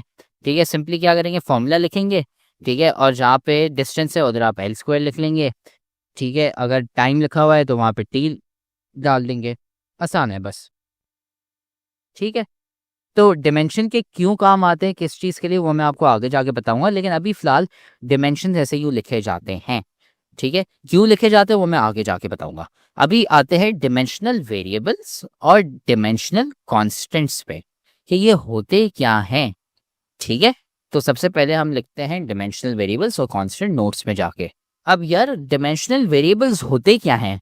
तो यार ये ऐसी फिजिकल क्वांटिटीज होती हैं हुज मैग्नीट्यूड ऑलवेज वैरी। ठीक है, और फिर कांस्टेंट का भी आप है ना अंदाजा मार सकते हैं कि यार ये वो क्या होते हैं। यार वो ऐसी फिजिकल क्वांटिटीज होती हैं whose magnitude always remains constant या फिर इज द सेम। ठीक है, is always same slash constant. ठीक है, तो अब इससे मतलब क्या हुआ? अब मैं एग्जांपल लेता हूँ। लेट्स से डिस्टेंस हो गया, लेंथ हो गई, ये हमेशा चेंज कर सकती है। 1 मीटर हो सकता है, 3 मीटर हो सकता है, 10 मीटर हो सकता है। लेकिन यार आपने कुछ कांस्टेंट्स पढ़े होंगे। कौन से constants? Let's say Planck constant हो गया, ये शायद आपने ना पढ़ा हुआ हो। ठीक है, जैसे स्पीड ऑफ लाइट हो गई, ठीक है, speed of light in vacuum, यार वो कांस्टेंट है। क्यों? हमें पता है कि यार जो लाइट है वो किस स्पीड पर ट्रैवल करती है, 3 × 10⁸ मीटर पर सेकेंड पे। यार ये कांस्टेंट है, कांस्टेंट से मुराद ये चेंज नहीं होगी, ठीक है। वैसे ही जैसे ग्रेविटेशनल कांस्टेंट हो गया, प्लैंक्स कांस्टेंट हो गया, ठीक है, आइडियल गैस कांस्टेंट हो गया, ये शायद आपने पढ़े हो शायद ना पढ़े हो, तो ये आगे जाके हम पढ़ेंगे, डोंट वरी। लेकिन स्पीड ऑफ लाइट है, ये लाइट की जो स्पीड होती है स्पेस में वो इतनी ही होती है, 3 × 10⁸ ना उससे कम ना उससे ज़्यादा, स्पेस में वैक्यूम में यही स्पीड होती है। तो इससे हम कहते हैं कांस्टेंट, यार ये चेंज नहीं हो रही। लेकिन मैं बोलूँ कि यार आपका वेट, आपका वेट कितना है, आप कभी बोलोगे 70 kg, फिर है ना आपने एक्सरसाइज की तो 60 kg हो गया, फिर आपने ज़्यादा खाना खाया KFC पे या कहीं पे भी तो आपने 80 kg बोल दिया। चेंज होता रहता है ना, हाइट भी चेंज होती रहती है, लेकिन स्पीड ऑफ लाइट कभी चेंज नहीं होगी, वो सेम ही रहेगी, 3 × 10⁸ ठीक है। तो ये डिमेंशन के दो टाइप्स हो गए। फिर हम आते हैं डिमेंशनलेस, ठीक है, अब ये लिखते हैं यहाँ पे, ठीक है, 4 टाइप्स। 2 टाइप्स हमने कौन सी कवर कर ली, डिमेंशनल वाली। अब हम नॉन डिमेंशनल, जिसमें डिमेंशन नहीं होता, और इसके भी वही क्या होते हैं, वेरिएबल्स एंड कांस्टेंट। अब यार ये क्या होती हैं, तो यार ये अब है ना, मैं पहले जो मैंने आपको बताया था, उस magnitude always very and they have a unit, मैं यहाँ पे डाल देता हूँ, उनके पास यूनिट होता है, जैसे लेंथ हो गया, टाइम हो गया, इन सबके पास यूनिट होता है, और कॉन्स्टेंट्स में भी and they have a unit. अब जो डिमेंशन लेस वाली हैं उनके पास डिमेंशन नहीं होगा, उसका मतलब क्या है कि यार उसमें यूनिट नहीं होगा, हुज मैग्नीट्यूड ऑलवेज वेरी, ठीक है, मैग्नीट्यूड जो है वो चेंज होता रहेगा, लेकिन they don't have a unit. और डिमेंशनलेस कॉन्स्टेंट्स क्या है, ऐसी physical quantities whose magnitude is always same constant, ठीक है, वो मतलब होता है and they don't have a unit। तो अब इससे यार पता क्या चल रहा है कि यार जो डिमेंशनल वाली होती हैं उसमें यूनिट होता है, क्योंकि डिमेंशन होते हैं, यूनिट्स होंगे जैसे केजी, टाइम, मीटर पर सेकेंड एटसेट्रा। और डिमेंशनलेस वाली ऐसी हैं जिसमें यूनिट नहीं होंगे, ठीक है। तो ये फर्क है। फिर वेरिएबल्स क्या होते हैं यार, ऐसे जिसके मैग्नीट्यूड हमेशा चेंज होते रहते हैं, जैसे आपके वेट हो गए, हाइट हो गई, और बहुत सारी चीज़ें, ठीक है, लेकिन कांस्टेंट यार वो हमेशा सेम रहते हैं, जैसे स्पीड ऑफ लाइट। अब डिमेंशनलेस वेरिएबल्स और डिमेंशनलेस कांस्टेंट्स, अब इसके मैं एग्जांपल्स बताता हूँ। अब डिमेंशनलेस वेरिएबल्स में यार एक हो गया आपका रेडियंस एंगल जो हो गया, ठीक है, यार उसका डिमेंशन नहीं होता, ठीक है, उस रेडियंस में डिमेंशन नहीं होता। उसके अलावा कोफिशिएंट ऑफ फ्रिक्शन, ये आपने शायद पढ़े हो शायद ना पढ़े हो, टेंशन लेने की जरूरत नहीं है, ये हम आगे जाके पढ़ेंगे, लेकिन मैंने अभी आपको एग्जांपल्स बता दिए कि यार डिमेंशनलेस और डिमेंशनल वेरिएबल्स होते हैं, ये कौन से होते हैं, एग्जाम्पल्स मैंने बता दिए। उसके अलावा डिमेंशनलेस कॉन्स्टेंट्स, अब इसके भी एग्जाम्पल बता देता हूँ, जैसे पाई हो गया 3.14159265885, ऐसे जाके कंटिन्यू करता रहता है, डिमेंशनलेस। यार इसमें कोई यूनिट नहीं है, पाई का कोई यूनिट नहीं होता। और जैसे ऑयलर का नंबर हो गया 2.7185285185285285, उसमें भी यूनिट नहीं होता, ठीक है। उसके अलावा बुक में और यहाँ पे और भी लिखे हुए हैं, एक हाँ प्योर नंबर लिख लें, जैसे मैंने खाली लिख लिया 8, ठीक है, ये डिमेंशनलेस कांस्टेंट है, इसमें कोई डिमेंशन नहीं है, यूनिट ही नहीं है, तो उसकी वजह से ये हो गया डिमेंशनलेस कांस्टेंट। और डिमेंशनलेस वेरिएबल यहाँ पे थोड़े से लिखे हुए हैं, plane angle, solid angle, coefficient of friction, ये आपको ज़रूरी नहीं है अगर पता है या नहीं पता, अभी फिलहाल ये एग्जांपल्स हैं, और बाद में जाके हम इनको है ना कवर करेंगे। लेकिन हाँ, जैसे प्लैंक कांस्टेंट और gravitational constant, ideal gas constant है, ये आगे जाके हम बाकी आगे चैप्टर्स में कवर करेंगे, तो टेंशन लेने की ज़रूरत नहीं है, ठीक है। अब यार यहाँ पे बता रहा है कि यार डिमेंशंस का फ़ायदा क्या है, तो यार इसका ये फ़ायदा है, एक तो सबसे पहले होमोजेनिटी, ये मैं बताऊंगा आपको होता क्या है, ठीक है, लेकिन शॉर्ट में बता रहा हूँ, ये आपको है ना ऊपर जो यहाँ पे ये जो चीज़ लिखी हुई है ना, ये पढ़ने की ज़रूरत नहीं है, ठीक है, लेकिन मैं आपको ये बता देता हूँ कि ये मैं आपको भी समझाऊंगा, ये पढ़ने की ज़रूरत नहीं है। लेकिन ना एक होता है होमोजेनिटी और to derive formula benefits of dimensions, क्या है यार, एक है सबसे पहले चेकिंग होमोजेनिटी, और दूसरा हो गया, ठीक है, होमोजेनिटी एक ये हो गया, और दूसरा हो गया टू डिराइव फॉर्मूला। यार जो फिजिक्स में अभी आप फॉर्मूला पढ़ रहे हो ये भी किसी ने डिराइव किए होंगे, तो यार लोगों ने, है ना, इसलिए ये जो डिराइव हो रहे हैं ना फॉर्मूला, ये ऐसे ही हो रहे हैं, डिमेंशंस के थ्रू हो रहे हैं। ये फॉर्मूला कहाँ से आई? ये डिमेंशंस की मदद से आए, ठीक है। अब मैं आपको बताता हूँ होमोजेनिटी होता क्या है। बहुत ही आसान कॉन्सेप्ट है, इतना कोई मुश्किल नहीं है। अब अब यार होमोजेनिटी होती क्या है? तो समझे, मैंने आपको एक फॉर्मूला दे दिया, let's say for example free fall motion में जब आप गिरते हो तो उसका फॉर्मूला होता है v is equal to u plus a t, ठीक है, जहाँ पे v क्या है? आपकी फाइनल स्पीड, ठीक है, या फाइनल स्पीड या फाइनल वेलोसिटी, फर्क नहीं पड़ता, ठीक है। ये आपकी स्टार्टिंग स्पीड है, इनिशियल,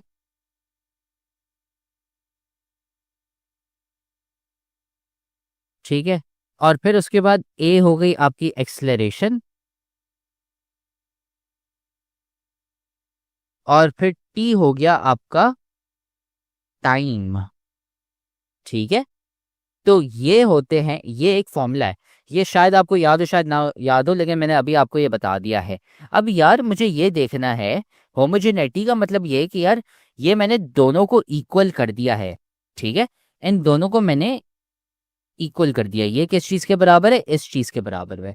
अब यार इसका मतलब ये कि ये वाली फिजिकल क्वांटिटी जो है, जो लेफ्ट साइड पे है, ठीक है, ये होनी चाहिए इसके बराबर, लेफ्ट साइड वाली राइट साइड के बराबर होनी चाहिए। लेकिन यार वो तभी हो सकती है जब इन दोनों के यूनिट सेम हो, लेफ्ट साइड का यूनिट और राइट साइड का यूनिट, ठीक है, यूनिट की बात कर रहा हूं, ये दोनों बराबर होने चाहिए। तो यार ये हम कैसे चेक करें? बहुत आसान होता है। तो हम करते ये हैं कि यार लेफ्ट साइड पे मुझे पता है v है, ठीक है, और v किस चीज़ के बराबर होता है? वो होता है स्पीड, और स्पीड हमें पता है वो डिस्टेंस अपॉन टाइम है, तो हमने थोड़ी देर पहले ही किया था, l अपॉन t, ठीक है। और ये किसके बराबर होता है? अब u किस चीज़ के बराबर है? ये वही स्पीड हो गया वापसी, तो हम इसको वापसी l अपॉन t लिख सकते हैं यहाँ पे, और फिर एक्सलेरेशन मल्टीप्लाई बाय टाइम। अब यार एक्सलेरेशन क्या होता है? ये हमने पढ़ा था थोड़े कुछ एक ही लेक्चर पहले। ये होता है डिस्टेंस अपॉन टाइम स्क्वायर, तो डिस्टेंस की जगह एल आ गया, लेंथ हो गया, और फिर टाइम स्क्वायर, ठीक है। हम यहाँ पे एल टी क्यों लिख रहे हैं? डिमेंशंस अगर आपको मैं वापसी याद कराऊँ, थोड़ी देर में थोड़े कुछ मिनट ही पहले मैंने बोला था कि यार डिस्टेंस, लेंथ, रेडियस, ऐसे बहुत सारे नाम होते हैं, तो उसको सिर्फ एक की जगह डिमेंशंस का ये फ़ायदा होता है कि यार मैं सिर्फ एल लिख लेता हूँ, उसका मतलब है लेंथ, उसका मतलब यूनिट सेम है, मैं मीटर नहीं लिख रहा, उससे कन्फ्यूजन होती है, साइंटिस्ट ने रूल बना दिया यार डिमेंशंस ही हम यूज़ करेंगे, तो ये समझे, मतलब मीटर ही लिख रहा हूँ मैं, ठीक है। और इसको मल्टीप्लाई बाय मैं कर रहा हूँ टाइम, ठीक है। तो क्योंकि मल्टीप्लिकेशन है, ये क्रॉस मल्टीप्लिकेशन हो जाएगी, ये कैंसिल हो जाएंगे यहाँ पे, तो ये बचा यहाँ पे, और ये हट गया यहाँ से, तो लेंथ अपॉन टाइम, और ये देख रहे हैं अब, ये लेंथ अपॉन टाइम जो यहाँ पे है, ये वाली चीज़, ये वाली चीज़, ये एक ही चीज़ के बराबर है, और ये भी एक ही चीज़ के बराबर है। तो मैं एडिशन कर रहा हूँ, तो यार हाँ सही है, मसला नहीं है। तो लेफ्ट साइड और राइट साइड के जो इक्वेशंस हैं उन दोनों के सेम है। आप बोलोगे यार ये लेंथ प्लस अपॉन टाइम और ये लेंथ अपॉन टाइम, इसको मैं ऐड करूंगा तो यार मेरे पास दो आ जाएंगे, लेकिन यार अब याद करें दो के कोई डिमेंशन नहीं होते, ठीक है। अगर मैं ऐड भी करता हूँ, लेट्स से मैं ऐड कर लेता हूँ, ठीक है, तो यहाँ पे दो आ जाता है, लेकिन यार दो का यूनिट क्या है?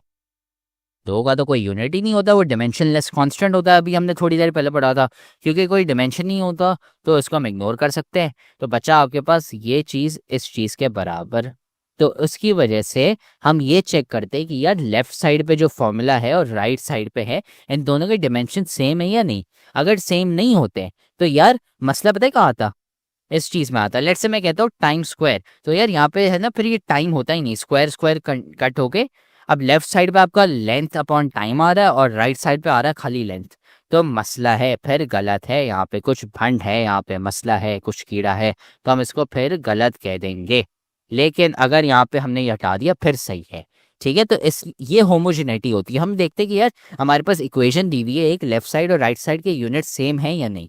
बस ये होता है होमोजेनिटी। ठीक है, तो मैंने होमोजेनिटी बता दिया आपको, बाकी उसके अलावा टू डिराइव फॉर्मूला है। ठीक है, अब यार यहाँ पे ना ये पढ़ने की जरूरत नहीं है आपको, यहाँ पे एम ही फेंक दिया है, प्लैंक कांस्टेंट, वेव लेंथ वगैरह, अभी ये काम की नहीं है अभी फिलहाल। ठीक है, ये डेरिवेशन ये सब नहीं आएगी, आप ये है ना इग्नोर कर सकते हैं, मसला नहीं है। ठीक है, तो इसको इग्नोर कर दे। मैं होमोजेनिटी आपको पता होना चाहिए ये क्या है। ठीक है, ये काम का है, लेकिन उसके अलावा ये बाकी काम का नहीं है। बस इतना जान ले कि यार फॉर्मूला डिराइव हो सकते हैं, डिराइव करने के बाद आगे सवाल में देखा जाएगा, अभी नहीं। ठीक है, अब यार यहाँ पे अपने फ़ायदे तो डिस्कस कर लिए, लेकिन यार यहाँ पे लिमिटेशंस भी बताई गई हैं कि यार मसले क्या हो सकते हैं। तो सबसे पहले, it does not distinguish between physical quantities having same dimensions. अब यार मैंने आपको बताया था, अब जैसे फॉर एग्जांपल वर्क और एनर्जी के दोनों सेम यूनिट होते हैं, जूल। ठीक है, जब हम इसको डिमेंशंस में लिखते हैं तो हमारे पास एक ही वैल्यू आ जाती है, और यार हम बता नहीं सकते कि यार वर्क की बात हो रही है या एनर्जी की बात हो रही है। तो एक ड्रॉबैक, एक है ना नुकसान इसका ये होता है। ठीक है, उसके अलावा यार जब अगर आप लेट्स से मैं लिखता हूँ log of let's say speed, तो यार फिर उसमें है ना मसला है, फिर आप डिमेंशन एनालिसिस नहीं कर सकते, हमें लॉग का नहीं पता। ठीक है, फिर उसके अलावा हम डिमेंशन एनालिसिस में यार जब डिमेंशन यूज़ करते हैं तो उसमें डिमेंशनलेस कांस्टेंट है। जैसे मैं आपको थोड़ी देर पहले बताया था यार वो 2 आ रहा था, वो उड़ गया, तो यार डिमेंशनलेस कांस्टेंट है ना, फिर नहीं आते। फिर यार वहाँ पे पता नहीं यार 2 था, 5 था, 10 था, हमें नहीं पता, ये एक मसला होता है। ठीक है, तो ये हो गया। और चौथा यार ये हमेशा सही नहीं है, ये आप पॉइंट छोड़ दें, खैर होती है, ये आपको जानने की ज़रूरत नहीं है। पहले के 3 है ना काफ़ी हैं। ठीक है, अब यार ये है ना मैं नोट्स में नहीं लिखने वाला, इतने काम के नहीं है। ठीक है, लेकिन ये आप पढ़ लें, आपको है ना ये मतलब समझें सिक्स सेंस है, मतलब लॉजिक है। ठीक है, ये मैंने लॉजिकल चीज़ें बताई हैं, ये है ना अभी फ़िलहाल लिखने की ज़रूरत नहीं है। ठीक है, तो ये हो गया। फिर उसके बाद यहाँ पे एग्जांपल है, derive the formula for time period pendulum. तो अब हम आते हैं इस सवाल में। यार अब जैसे मैंने होमोजेनिटी का आपको पहले बताया था ना, यहाँ पे होमोजेनिटी का एक थोड़ा सा मुश्किल सवाल है, लेकिन आसान है, इससे फॉर्मूला डिराइव होते हैं। तो यार सबसे पहले यहाँ पे दिया हुआ है time period for simple pendulum using dimension. ये है ना यहाँ पे ये जो चीज़ है ना, ये वाला जो पार्ट समझे, आपको फॉर्मूला दिया हुआ है ये वाला, t is equal to m over a, m to the power a, l to the power b, theta to the c, g to the d. समझे, ये वाला फॉर्मूला है ना, ये आपको दिया हुआ है। क्यों? क्योंकि यार आपने बाकी आगे के चैप्टर्स अभी तक नहीं पढ़े हुए हैं। अगर आपने पढ़े हुए तो चलो ठीक है, आपको ये पता होगा, लेकिन आपने नहीं पढ़े हुए तो खैर होती है, मसला नहीं है। अभी फिलहाल आप ये फॉर्मूला यूज़ कर ले, अभी आपने पढ़ना है होमोजेनिटी, आपने टाइम पेंडुलम वो सब वेव्स वाले चैप्टर में आगे पढ़ेंगे। तो अभी हम आते हैं वर्किंग में। तो यार अब हमें करना क्या है, तो यार ये फॉर्मूला लिखा हुआ था वहाँ पे। ठीक है, t is equal to m to the power a, यहाँ पे कांस्टेंट लिखा हुआ था, कांस्टेंट का कोई यूनिट नहीं होता, उसकी वजह से हम उसको इग्नोर करेंगे। फिर l to the power b, theta to the power c, और g to the power d. ठीक है, तो ये है आपका फॉर्मूला। अब यार इसके हमें यूनिट्स लिखने हैं। ठीक है, यूनिट कैसे लिखेंगे, तो यार सबसे पहले टी क्या होता है वो हम डिमेंशंस में लिखेंगे सबसे पहले। ठीक है, डिमेंशन हमने यहाँ पे टी लिख लिया, उसका सिंपल हो गया। मास एम है आपका ये, ठीक है, तो हमने यहाँ पे उसकी जगह ये एम ये कर दिया, और उसके ऊपर टू द पावर ए कर दिया। फिर उसके बाद मल्टीप्लाई बाय एल, एल आपका लेंथ है, तो मैं यहाँ पे एल लिख लेता हूँ और इसको टू द पावर बी कर देता हूँ। फिर आ गया जी, जी आपका क्या होता है, l t to the -2 to the d. मैंने टी टू द -2 क्यों लिखा है, क्यों मैं अभी आपको बता देता हूँ शॉर्ट में। यार अगर मैं 1 over t to the square लिखता हूँ तो ये किसके बराबर होता है, ये असल में होता है टी टू द -2 के बराबर। जैसे हमने इंडिसेस में पढ़ा हुआ है ना, इंडिसेस वाला जो हमने क्लास 9 में पढ़ा था। ठीक है, तो वैसे ही है। अगर आपको इंडिसेस के रूल याद नहीं है तो हमारी क्लास 9 की चैप्टर 1 की प्लेलिस्ट सबसे पहले देख लें, शुरू के लेक्चर्स कुछ देख लें, आपको इंडिसेस याद हो जाएगा। लेकिन हाँ, इंडिसेस का लॉ है 1 over t square t to the -2 के बराबर है। वहाँ पे उस प्लेलिस्ट में हमने डिटेल में ज़्यादा डिस्कस किया हुआ है, तो आप वहाँ पे जाके देख लें। लेकिन हाँ ये है, तो इसलिए मैंने यहाँ पे एल टी टू द -2 लिख लिया। ठीक है, ये हो गया। फिर अब हम ये करेंगे कि यार अब है ना हम यूनिट्स को कंबाइन कर लेंगे। क्या मतलब, यार ये टी है, इसके ऊपर मुझे पता है यार पावर 1 है। फिर आ गया मास, मास के ऊपर मुझे पता है पावर ए है। ठीक है, फिर एल आ गया लेंथ, या लेंथ के ऊपर एक तो बी है और साथ में डी भी है, ये यहाँ पे 1 है और वहाँ पे डी है, उसकी वजह से यार यहाँ पे बी प्लस डी आ जाए क्योंकि मल्टीप्लीकेशन यहाँ पे हो रही है। ठीक है, लॉज ऑफ इंडिसेस वही वापसी यहाँ पे आ गए। ठीक है, लॉज ऑफ इंडिसेस क्या कहते हैं कि जब मल्टीप्लाई हो रहे होते हैं तो फिर आप पावर्स को ऐड कर देते हो। फिर टी टू द -2 है और उसको मल्टीप्लाई बाय डी कर देंगे, ये भी हमने लॉज ऑफ इंडिसेस में पढ़ा हुआ था। अगर आपको समझ नहीं आ रहा तो प्लीज़ जाके इंडिसेस के लॉज आप पढ़ लें, वरना तो आप कंफ्यूज हो जाएंगे फिजिक्स में। ठीक है, तो ये हो गया। अब हम ऊपर वाली लाइन ये हटा देते हैं, यहाँ पे ये लाइन हटा दी। ठीक है, अब यार हम ये देखना चाह रहे हैं कि यार लेफ्ट साइड और राइट साइड के यूनिट सेम है या नहीं, डायमेंशन सेम है या नहीं। तो अब यार आप लेफ्ट साइड पे देखो, लेफ्ट साइड पे टी मेरा जो है, खाली टी अभी फिलहाल हम देख रहे हैं, टी मेरा लेफ्ट साइड पे 1 के बराबर है और राइट साइड पे मैं देखूँ तो यार -2d के बराबर है।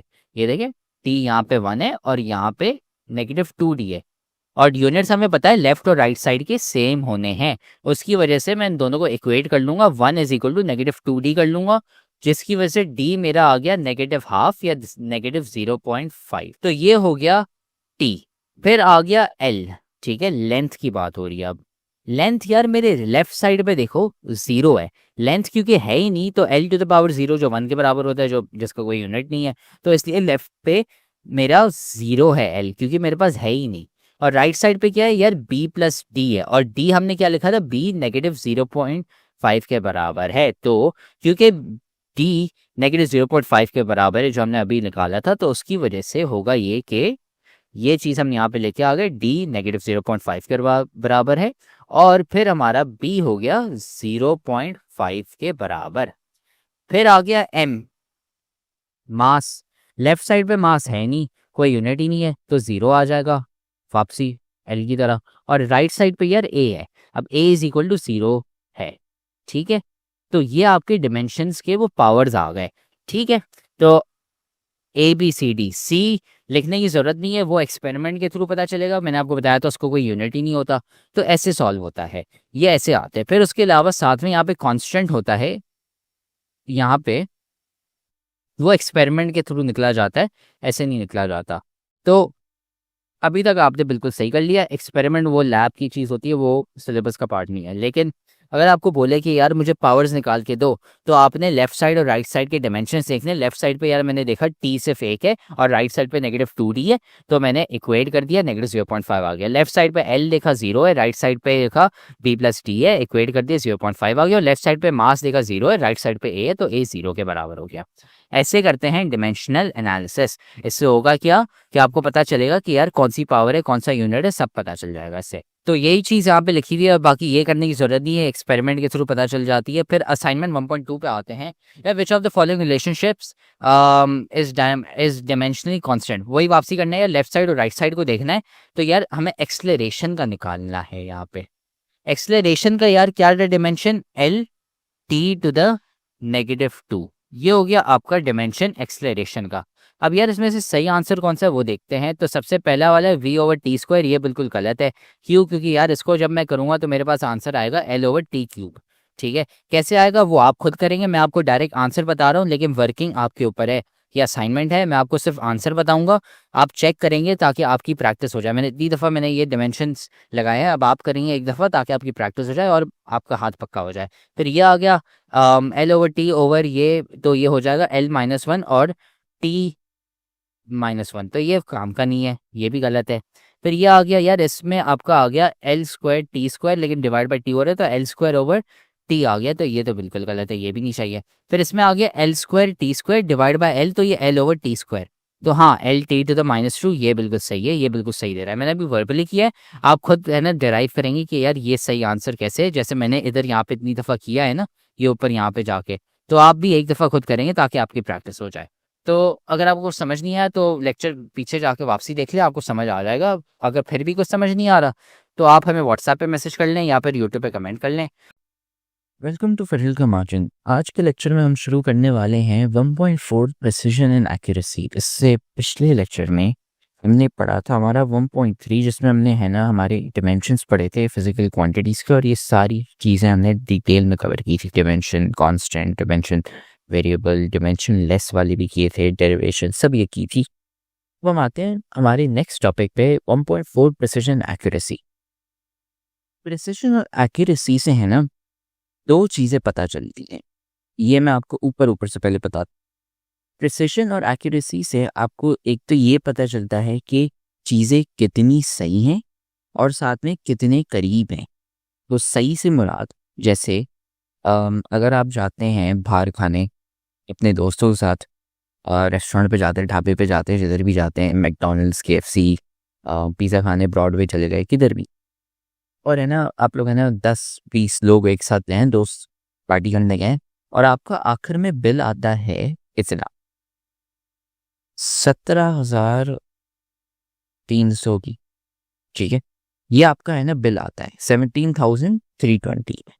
अब आप जाते हो घर और अम्मा अब्बा आपको कहते हैं कि बेटा बिल कितना है, तो आप क्या एग्जैक्ट अमाउंट कहते हो 17,320, या फिर आप कहते हो उन्हीं लगभग 17,000 आ गए, उससे थोड़ा सा ऊपर आ गया, या आप कहते हो 17,500 से कम आए या 18,000 से कम आए, ऐसे ही अंदाज़ा करते हो।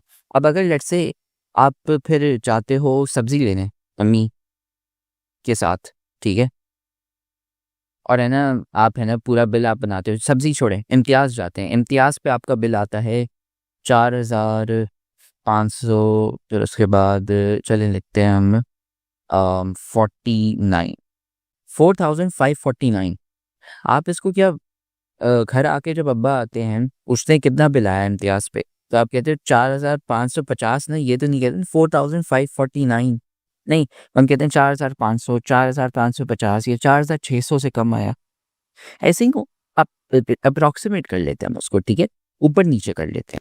तो एक तो ये चीज़, ठीक है, कि आप है ना उसको कितना ऊपर नीचे कर रहे हो।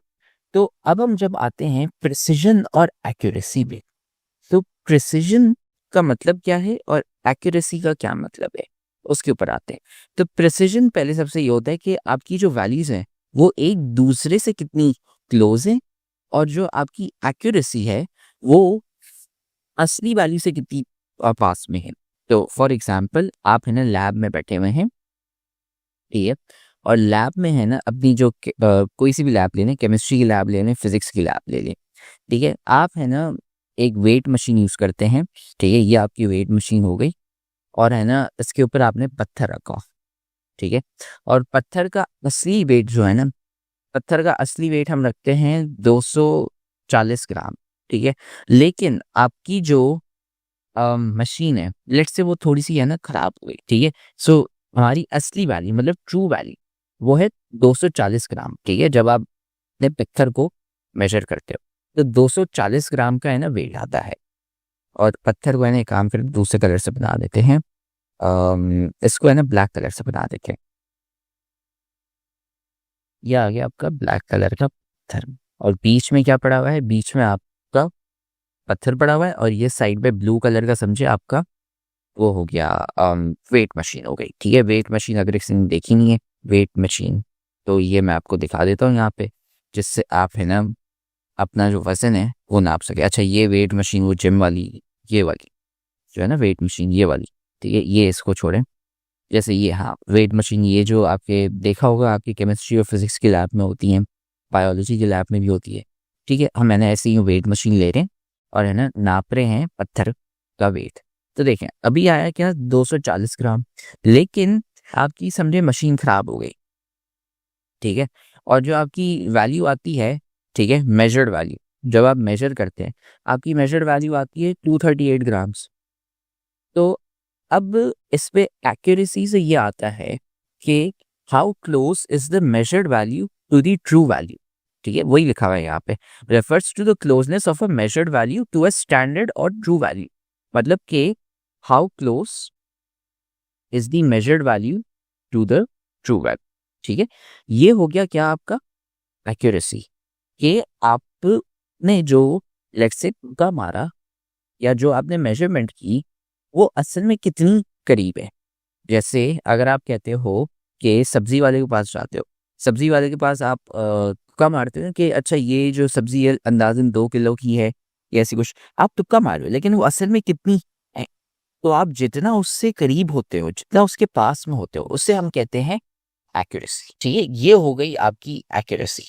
हमने एक्यूरेसी में क्या पढ़ लिया कि जो आप वैल्यू मेजर कर रहे हो या आप तुक्का मार रहे हो, तो वो असल में कितनी करीब है।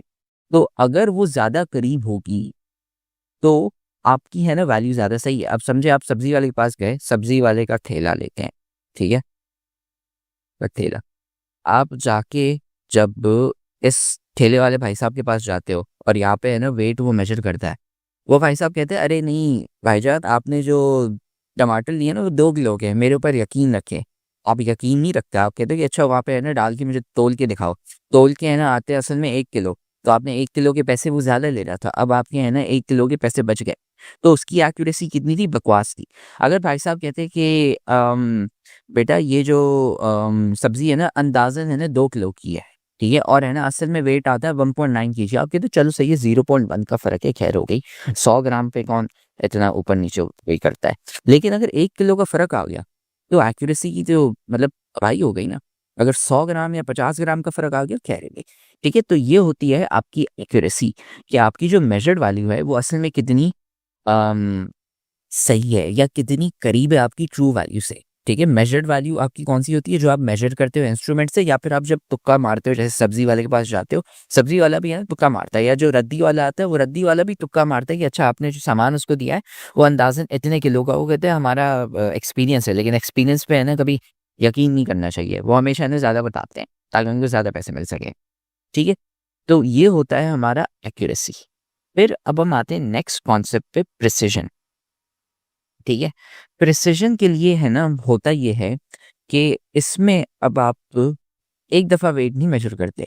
अब आप कहते हो कि यार अच्छा मेरी है ना मशीन जो है उसको मैं ये करता हूँ कि मेरे पास अब एक ही मशीन है, ठीक है, उसी सेम मशीन से मैं है ना जो पत्थर अब नापता हूँ, ठीक है, वो अब मैं 5 दफ़ा नाप ×5, ठीक है, या फिर मैं सेम मशीन ले लूँ, ठीक है, वही सेम मशीन में मैं है ना ऐसी ही 5 मशीन्स ले लूँ, ठीक है, और फिर मैं पत्थर को नापूं हर मशीन पे। ठीक है, तो मैंने इस मशीन पे भी नापा, इस मशीन पे भी नापा, फिर इस पे नापा, फिर इस पे और फिर इस पे।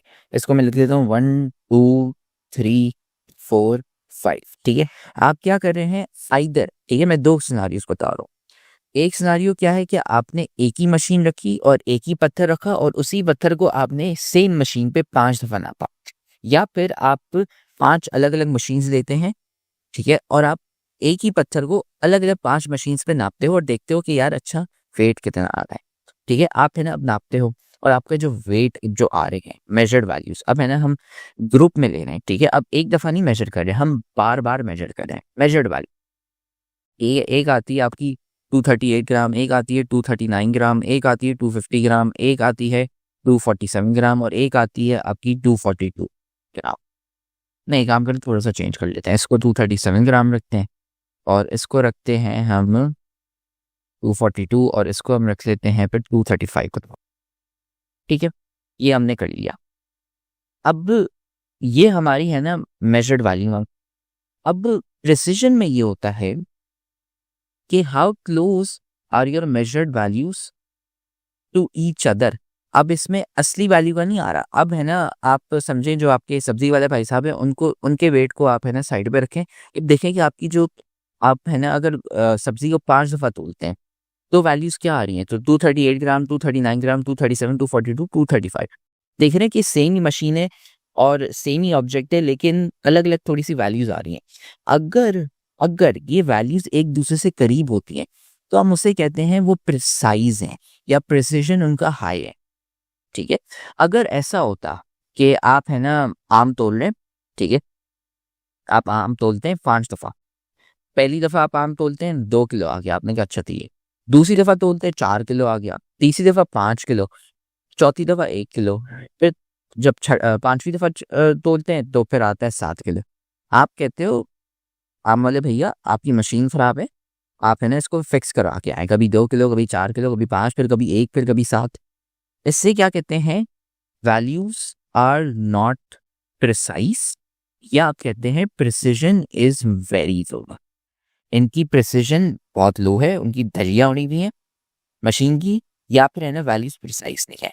जबकि अगर आप देखते हो कि वैल्यूज एक दूसरे से बहुत करीब है, 238 239 हाँ चलो थोड़ा सा फर्क आ गया 5 ग्राम का, लेकिन कम से कम फिर भी बहुत पास में तो हैं। तो इससे हम कहते हैं values are precise slash precision is high. ठीक है, इनका प्रिसिजन अच्छा है। ठीक है, अब इसमें ये होता है प्रिसिजन की, यार आपने जो वैल्यूज मेजर की वो एक दूसरे से कितनी करीब में है और कितनी पास में है, और मतलब ऐसा तो नहीं कि जमीन आसमान का फर्क हो। 19-20 हो गया, खैर है 19-20 वैसे होना चाहिए, जमीन आसमान के जैसे ये दिखाया मैंने नहीं, 19-20। ठीक है, पर एक्यूरेसी क्या है कि आप जो वैल्यू मेजर करते हैं वो ट्रू वैल्यू से कितनी पास में है। अगर वो पास में होती हैं तो उसे कहते हैं accuracy is high if close to each other. ठीक है, if far away from each other.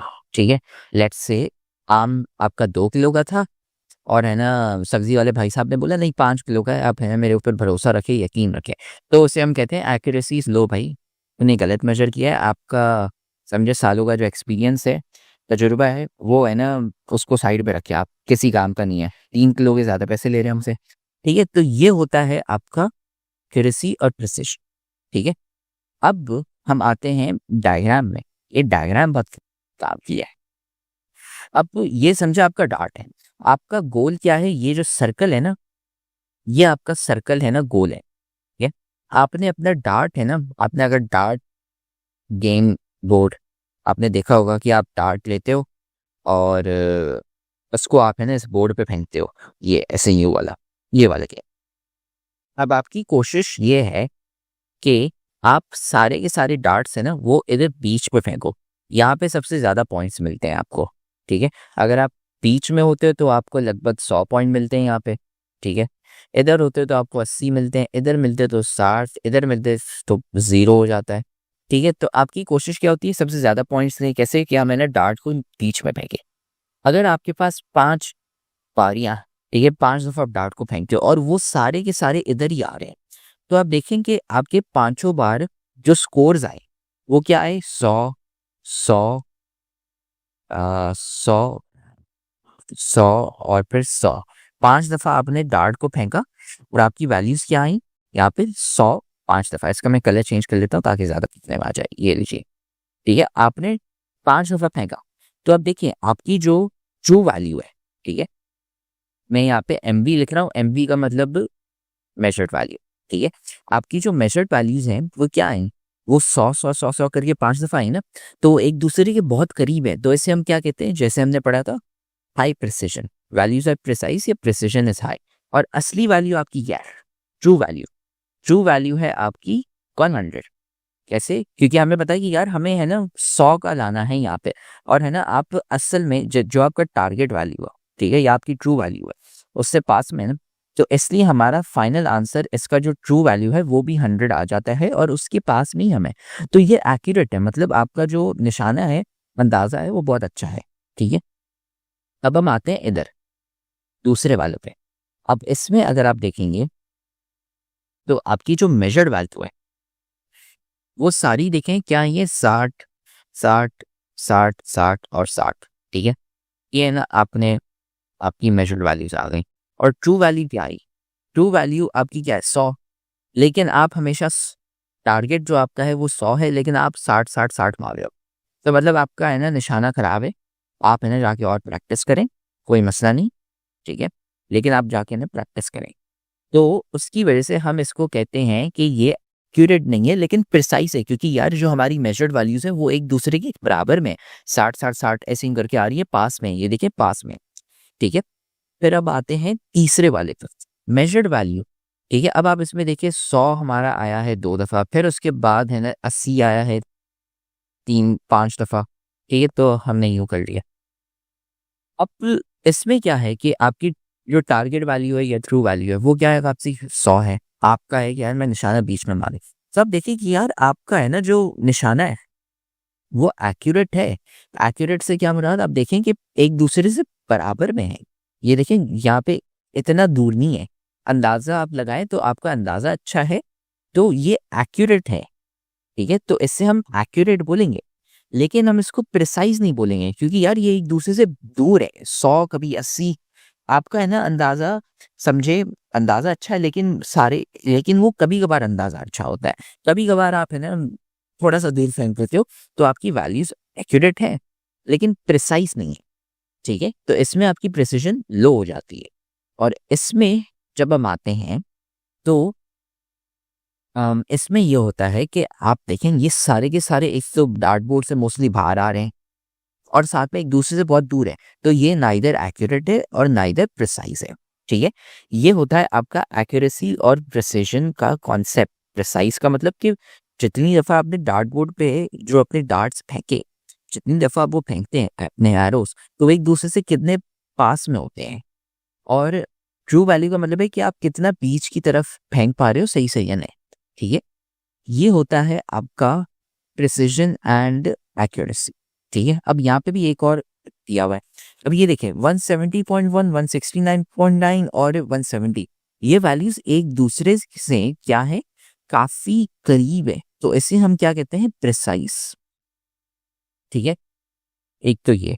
अब असली, ये देखें असली वैल्यू क्या है, असली वैल्यू 160 पाउंड है, ठीक है। 160 पाउंड मतलब होते हैं लगभग 70 केजी, ठीक है। 70 केजी इन भाई साहब का वेट है, ठीक है। और आप वैल्यू मेजर करते हैं तो देखें 170, ये इतनी फास्ट में आपकी वैल्यूज आ रही है 170.1, 169.9, 170, मतलब ये प्रिसाइज है, ठीक है।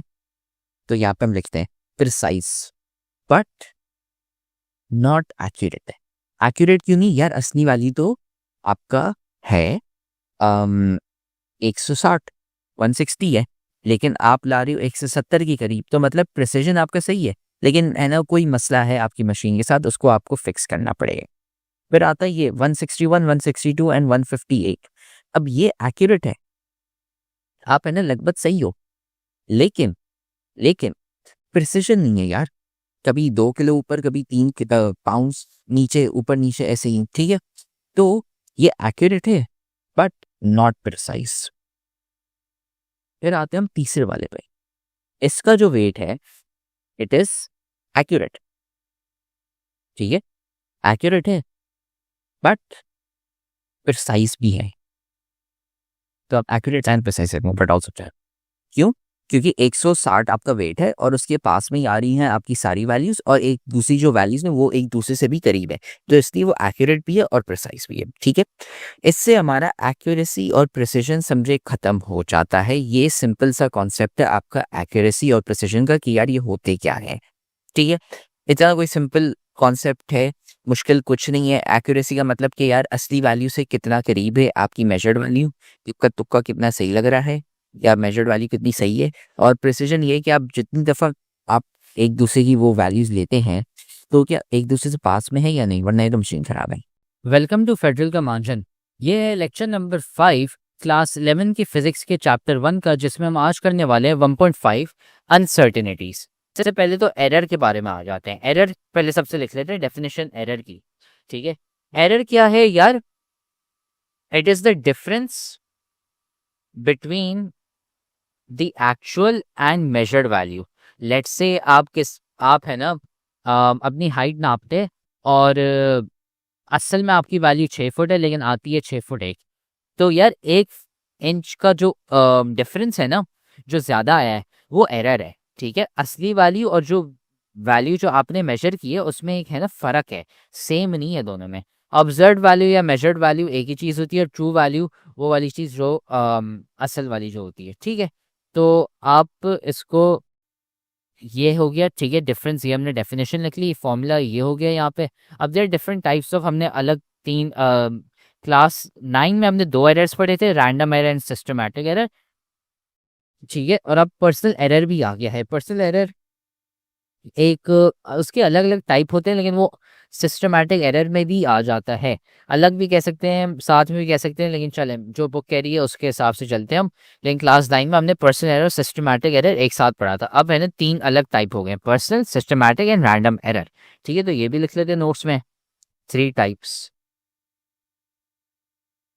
नंबर 1 पर्सनल, नंबर 2 सिस्टमैटिक और तीसरा हो गया रैंडम। ठीक है, फिर अब यहाँ पे आते हैं कि अनसर्टेनिटी क्या है। अनसर्टेनिटी बहुत आसान है। ठीक है, अब यार आपको पता है कि जो वैल्यू आप मेजर कर रहे हैं, ठीक है, उसमें एरर है। ठीक है, लेकिन यार अब बता देते कि यार एरर इससे ज़्यादा नहीं है या इससे कम नहीं है, बस इतना से ही एरर है। मिसाल देता हूँ मैं, लेट्स से आप गए आम लेने। ठीक है, आम का मौसम चल रहा है, आम वाले के पास गए, आपने उसको बोला कि यार मुझे 3 किलो के आम दे दो। अब यार उसके पास है डिजिटल बैलेंस नहीं है, उसके पास है ना वही नॉर्मल जो बैलेंस होता है, वेट बैलेंस, वो है। तो आप कहते हो यार ये जो तुमने आम तोले हैं ये 3 किलो ही होंगे। आम वाला कहता है कि यार 3 kg तो होगा ही होगा, अगर 3 kg नहीं हुआ तो यार उससे है ना 0.2 ऊपर नीचे हो सकता है। तो हम यहाँ पे प्लस माइनस लिख लेंगे। प्लस माइनस का मतलब क्या है कि यार 3 kg है ना, ये रेंज बता रहा है, ये बता रहा है अगर मैं 3 kg से 0.2 सब्ट्रैक्ट करता हूँ तो 2.8 आता है, और अगर उसमें मैं 0.2 ऐड करता हूँ तो 3.2 आता है। तो यार जो मेरे आम का जो वेट होगा वो 2.8 और 3.2 kg इन दोनों के बीच में होगा। ये मेरा 0.2 बताता है। ये 0.2 क्या बता रहा है? एरर बता रहा है। एरर कितना? यार 0.2 का एरर है, मतलब मेरी जो वैल्यू है, आप आम नापो यार, वो 2.8 और 3.2 के बीच में आ सकती है। वो 2.95 आ सकती है, 2.97 आ सकती है, 2.81 आ सकती है, 3.01 आ सकती है, कुछ भी आ सकता है, लेकिन 2.8 से कम और 3.2 से ज़्यादा नहीं आएगा। फॉर एग्जाम्पल 2.7 नहीं आएगा, 3.3 नहीं आएगा। क्यों? क्योंकि ये ज़्यादा और कम है। लेकिन अगर 2.8 और 3.2 के बीच में है वैल्यू, तो हाँ इतने आम आएंगे। तो यार ये होता है कॉन्सेप्ट। ठीक है, तो ये प्लस माइनस का साइन मैंने आपको बता दिया। अगर आपको नहीं पता था प्लस माइनस ये साइन क्या होता है, तो ये मैंने आपको बता दिया कि यार ये साइन होता क्या है। ठीक है, और अनसर्टेनिटी ये ही है, ये इससे हम कहते हैं अनसर्टेनिटी, कि यार हमें भरोसा नहीं है, हमें है ना थोड़ा सा डाउट है। ठीक है, शक है। अनसर्टेनिटी का मतलब ही शक है। ठीक है, अगर मैं यहाँ पे लिखना चाहूँ अनसर्टेनिटी, यहाँ पे मैं लिख लेता हूँ शक। इसका मतलब यार मुझे शक है। किस चीज का शक है? अनसर्टेनिटी का मतलब ही ये है कि शक है किस चीज का, कि यार जो मैंने आम तोले हैं ना, तो यार प्लस माइनस 0.2 kg, यार मेरा जो आम का जो वेट है वो 0.2 kg ज्यादा हो सकता है या कम भी हो सकता है, या उसके बीच में हो सकता है। ऐसे कहते हैं अनसर्टेनिटी। ठीक है, या उर्दू में कहना चाहे शक। तो इसकी जो डेफिनेशन है वो बुक में यहाँ पे लिखी है, range of possible values with in which the true value of the measurement lies. वही जो मैंने बोला था कि यार जो वैल्यू है वो 3.8 और 2.8 और 3.2 के बीच में आ सकती है। ठीक है, range of possible values between which the true value में लाई इन। ठीक है, तो यहाँ पे लिखा हुआ है 3.06। अब इस आप 0.02 ऐड करेंगे, सब्ट्रैक्ट करेंगे तो 3.04 एंड 3.08 आ जाएगा। ठीक है, और इसको आप छोड़ सकते हैं, ये इतने काम का नहीं है। फिर अब आते हैं अलग अलग टाइप्स ऑफ अनसर्टेनिटीज। ठीक है, कितनी है? मैं अभी फिलहाल आपको सिर्फ 3 बताऊंगा। ठीक है, 3 टाइप्स ऑफ अनसर्टेनिटी। पहला टाइप हो गया एक्चुअल अनसर्टेनिटी, दूसरा हो गया आपका फ्रैक्शनल अनसर्टेनिटी, और तीसरा आ गया परसेंटेज अनसर्टेनिटी। अब ये होती क्या है, इसको हम डिटेल में पढ़ने वाले हैं, तो इससे हम करते हैं। अब सबसे पहले एक्चुअल अनसर्टेनिटी देखते हैं। ठीक है, actual uncertainty is the equal to the least count of a measuring instrument. अब इसका मतलब क्या है? यार मैंने आपको बताया था क्लास 9 में कि यार आपके जो मेजरिंग डिवाइसेस होते हैं, जो इंस्ट्रूमेंट्स होते हैं, स्केल ले लें, उसमें यार एक सबसे कम वैल्यू वो कौन सी बता रहा है। तो let's say for example metre rule लेते हैं, वो सबसे कम बताता है 0.1। ठीक है, तो ये हमने एक मीटर रूल निकाल लिया। ठीक है, अब यार ये वैल्यूज हैं 1 सेंटीमीटर, 2 सेंटीमीटर, ये यहाँ पे 3.5 सेंटीमीटर, ये 4.2 सेंटीमीटर वगैरह। अब यार सबसे कम वैल्यू कौन सी है? सबसे सबसे छोटी सी छोटी वैल्यू अगर मुझे जाननी हो रूलर से, तो मुझे कौन सी मिलेगी? तो यार ये 1 है, ये 0.5 और यहाँ पे ये 0.1 सेंटीमीटर है। इसे हम 0.1 सेंटीमीटर कहते हैं। फिर ये 0.2, 0.3, 0.4, 0.5 और ये ऐसे यूँ करके ये हम 1 सेंटीमीटर पर आ गए। तो 0.1 सेंटीमीटर सबसे छोटी वैल्यू है जो हमें ये रूलर बता रहा है। ऐसे हम कहते हैं लीस्ट काउंट। लीस्ट काउंट का मतलब कि यार जो आपका इंस्ट्रूमेंट है, जो डिवाइस है, वो सबसे कम वैल्यू कौन सी बताता है। तो इस केस में यार 0.1 सेंटीमीटर हो गया। ठीक है, तो एब्सोल्यूट अनसर्टेनिटी क्या होती है कि यार जो हमारा सबसे लीस्ट काउंट है, ठीक है, उसका आधा ले लो, वो हमारी एब्सोल्यूट अनसर्टेनिटी है। क्यों? क्योंकि यार आपका जो मीटर रूल है वो मुझे सिर्फ 0.1 सेंटीमीटर तक बता रहा है। समझे, आपका ऑब्जेक्ट है वो अगर यहाँ पे है तो मुझे बता नहीं सकता कि यार बीच में कितना, वो आगे है, पीछे है, किधर होगा। तो इसलिए यार ये वाला जो रीजन है ना, ये जो 0.1 और 0.2 के बीच में ये वाला जो देख रहे हैं, इधर है ना यार, अगर मुझे वैल्यू गेस करनी है तो मैं बता नहीं सकता वो ज्यादा होगी, कम होगी, क्या होगी, तो उसमें एरर हो सकता है। तो एब्सोल्यूट अनसर्टेनिटी क्या होती है, हम उसका आधा लेते हैं लीस्ट काउंट का। तो इसमें लीस्ट काउंट जैसे मेरा 0.1 सेंटीमीटर है, तो मेरी एब्सोल्यूट अनसर्टेनिटी इसमें क्या हो जाएगी, 0.05। मैं वापसी बताता हूँ। लीस्ट काउंट हम लेंगे, मतलब सबसे कम वैल्यू जो आपकी इंस्ट्रूमेंट डिवाइस बता सकता है, फिर उसका आप आधा कर लें। तो 0.1 सेंटीमीटर का आधा क्या होगा, 0.05। वो है हमारा एब्सोल्यूट अनसर्टेनिटी। तो अब ये है ना, हम नोट्स में लिखते हैं half of the least count of your measuring device या इंस्ट्रूमेंट लिख लेते हैं। ठीक है, अब हम यहाँ पे एग्जाम्पल लिख लेते हैं। 0.1 centimetre is the least count. Metre rule, least count, सबसे कम वैल्यू जो हमें बता रहा है वो कौन सी है, 0.1 सेंटीमीटर। तो उसकी वजह से यार हमारा जो एक्चुअल अनसर्टेनिटी है, अनसर्टेनिटी, वो हो जाएगा 0.05 सेंटीमीटर, क्योंकि हमने आधा कर लिया, उसका डिवाइड बाय 2 करेंगे, आधा करेंगे। ठीक है, ये हो गया हमारा एक्चुअल अनसर्टेनिटी। फिर अब हम एक वैल्यू लेते हैं, हम चले यही वाली लेते हैं, यहाँ पे 37.5 और 0.1 जो दिया हुआ है ना। अब मैं आपको बताता हूँ कि फ्रैक्शनल अनसर्टेनिटी क्या होती है। इसमें क्या होता है यार, फ्रैक्शनल अनसर्टेनिटी का फॉर्मूला मैं बता देता हूँ। इट इज द अनसर्टेनिटी, ठीक है, जो हमने uncertainty divided by absolute value. अब इसका मतलब क्या है, तो यार हम पहले सबसे एग्जांपल लेते हैं 37.5 और 0.1। ठीक है, तो इसमें यार जब हम 37.5 और 0.1 लेते हैं तो हम यहाँ पे लिख लेते हैं 37.5 प्लस माइनस 0.1। तो यार मेरी जो मेजर्ड वैल्यूज हैं वो 37.4 और 37.6 के बीच में कोई सी भी वैल्यू आ सकती है मेरी वैल्यू। फ्रैक्शनल अनसर्टेनिटी क्या है, फ्रैक्शनल अनसर्टेनिटी में ये होता है कि यार ये जो अनसर्टेनिटी है ये मैं लूँ तो 0.1, ठीक है, और इसको मैं डिवाइड कर दूं मेरी एब्सोल्यूट वैल्यू से तो 37.5 हो गया। ये हमारी होती है फ्रैक्शनल अनसर्टेनिटी। इसको जब आप डिवाइड करेंगे तो 0.003 ऐसे कुछ आएगा। ठीक है, तो हमने क्या किया यार, हमने अनसर्टेनिटी, ये हमारी अनसर्टेनिटी है, इसको हमने डिवाइड कर दिया, ठीक है, किससे, हमारी एब्सोल्यूट वैल्यू से। तो हमारे पास फ्रैक्शनल अनसर्टेनिटी आ गई और वही फॉर्मूला मैंने यहाँ पे लिखा हुआ है, uncertainty divided by absolute value. फिर परसेंटेज अनसर्टेनिटी क्या होती है यार, जो ही फ्रैक्शनल अनसर्टेनिटी आपने पढ़ी थी ना, उसको आप मल्टीप्लाई बाय 100% कर दो, मल्टीप्लाई बाय 100%। इसका मतलब क्या है, वापसी एग्जाम्पल पे जाते हैं। 0.03 था ना,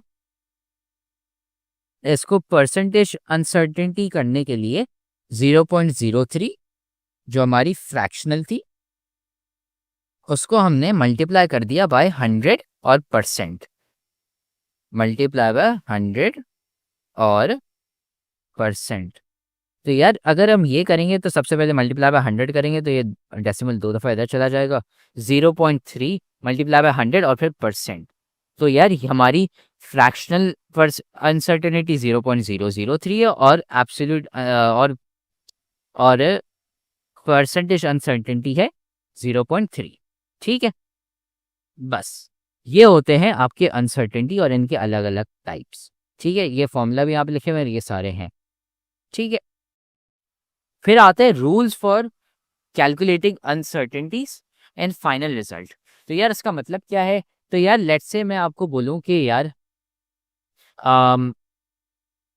ये लिखा हुआ है यहाँ पे, इन दोनों को आप पहले हम एडिशन करते हैं। ठीक है, लेट्स से मैं आपको नॉर्मल केस में कहता हूँ यार एडिशन करो 25 प्लस, लेट्स से मैं आपको कहता हूँ नॉर्मल केस में 24 प्लस 30 करो।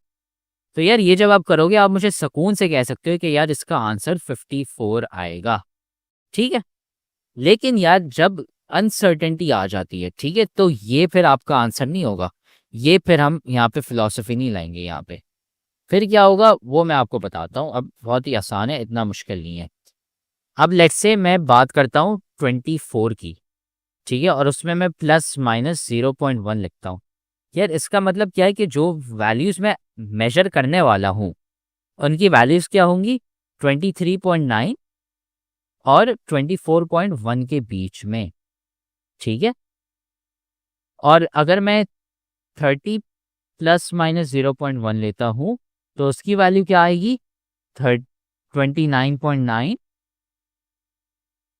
और 30.1 के बीच में।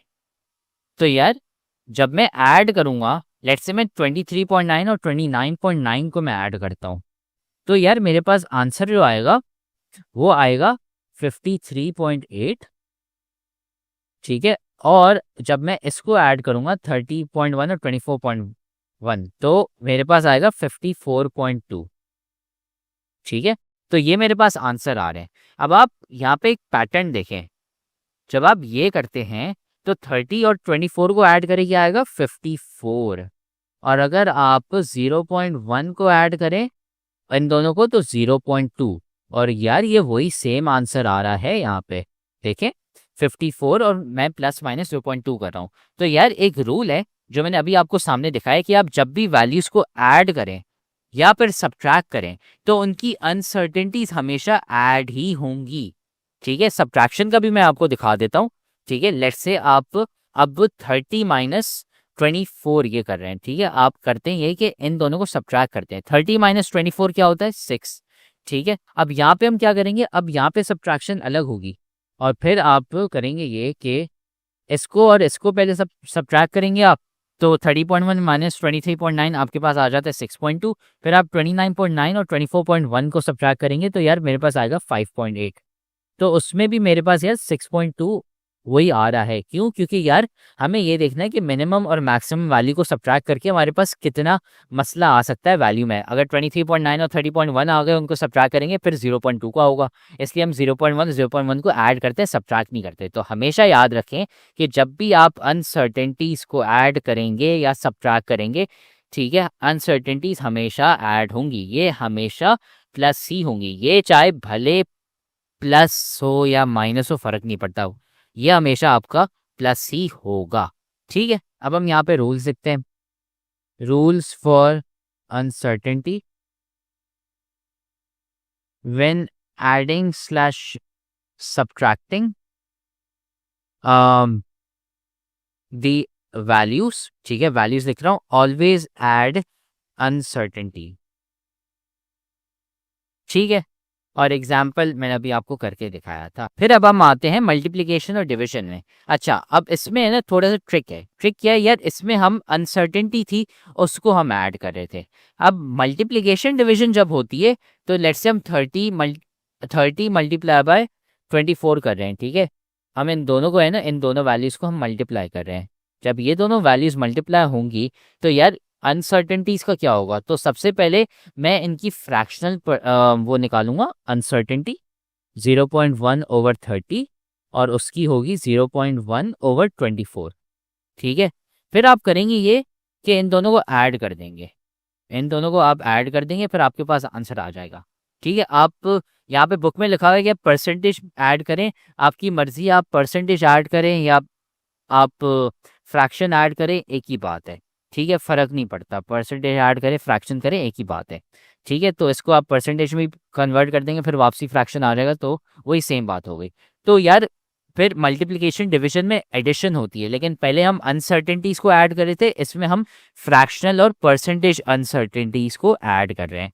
तो अब इसका रूल लिख लेते हैं, when multiplying slash dividing the values always add the fractional और, या मैं यहाँ पे और, परसेंटेज अनसर्टेनिटी।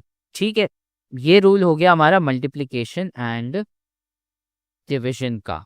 अब पावर ऑफ अ क्वांटिटी आता है। पावर ऑफ क्वांटिटी मजे का है।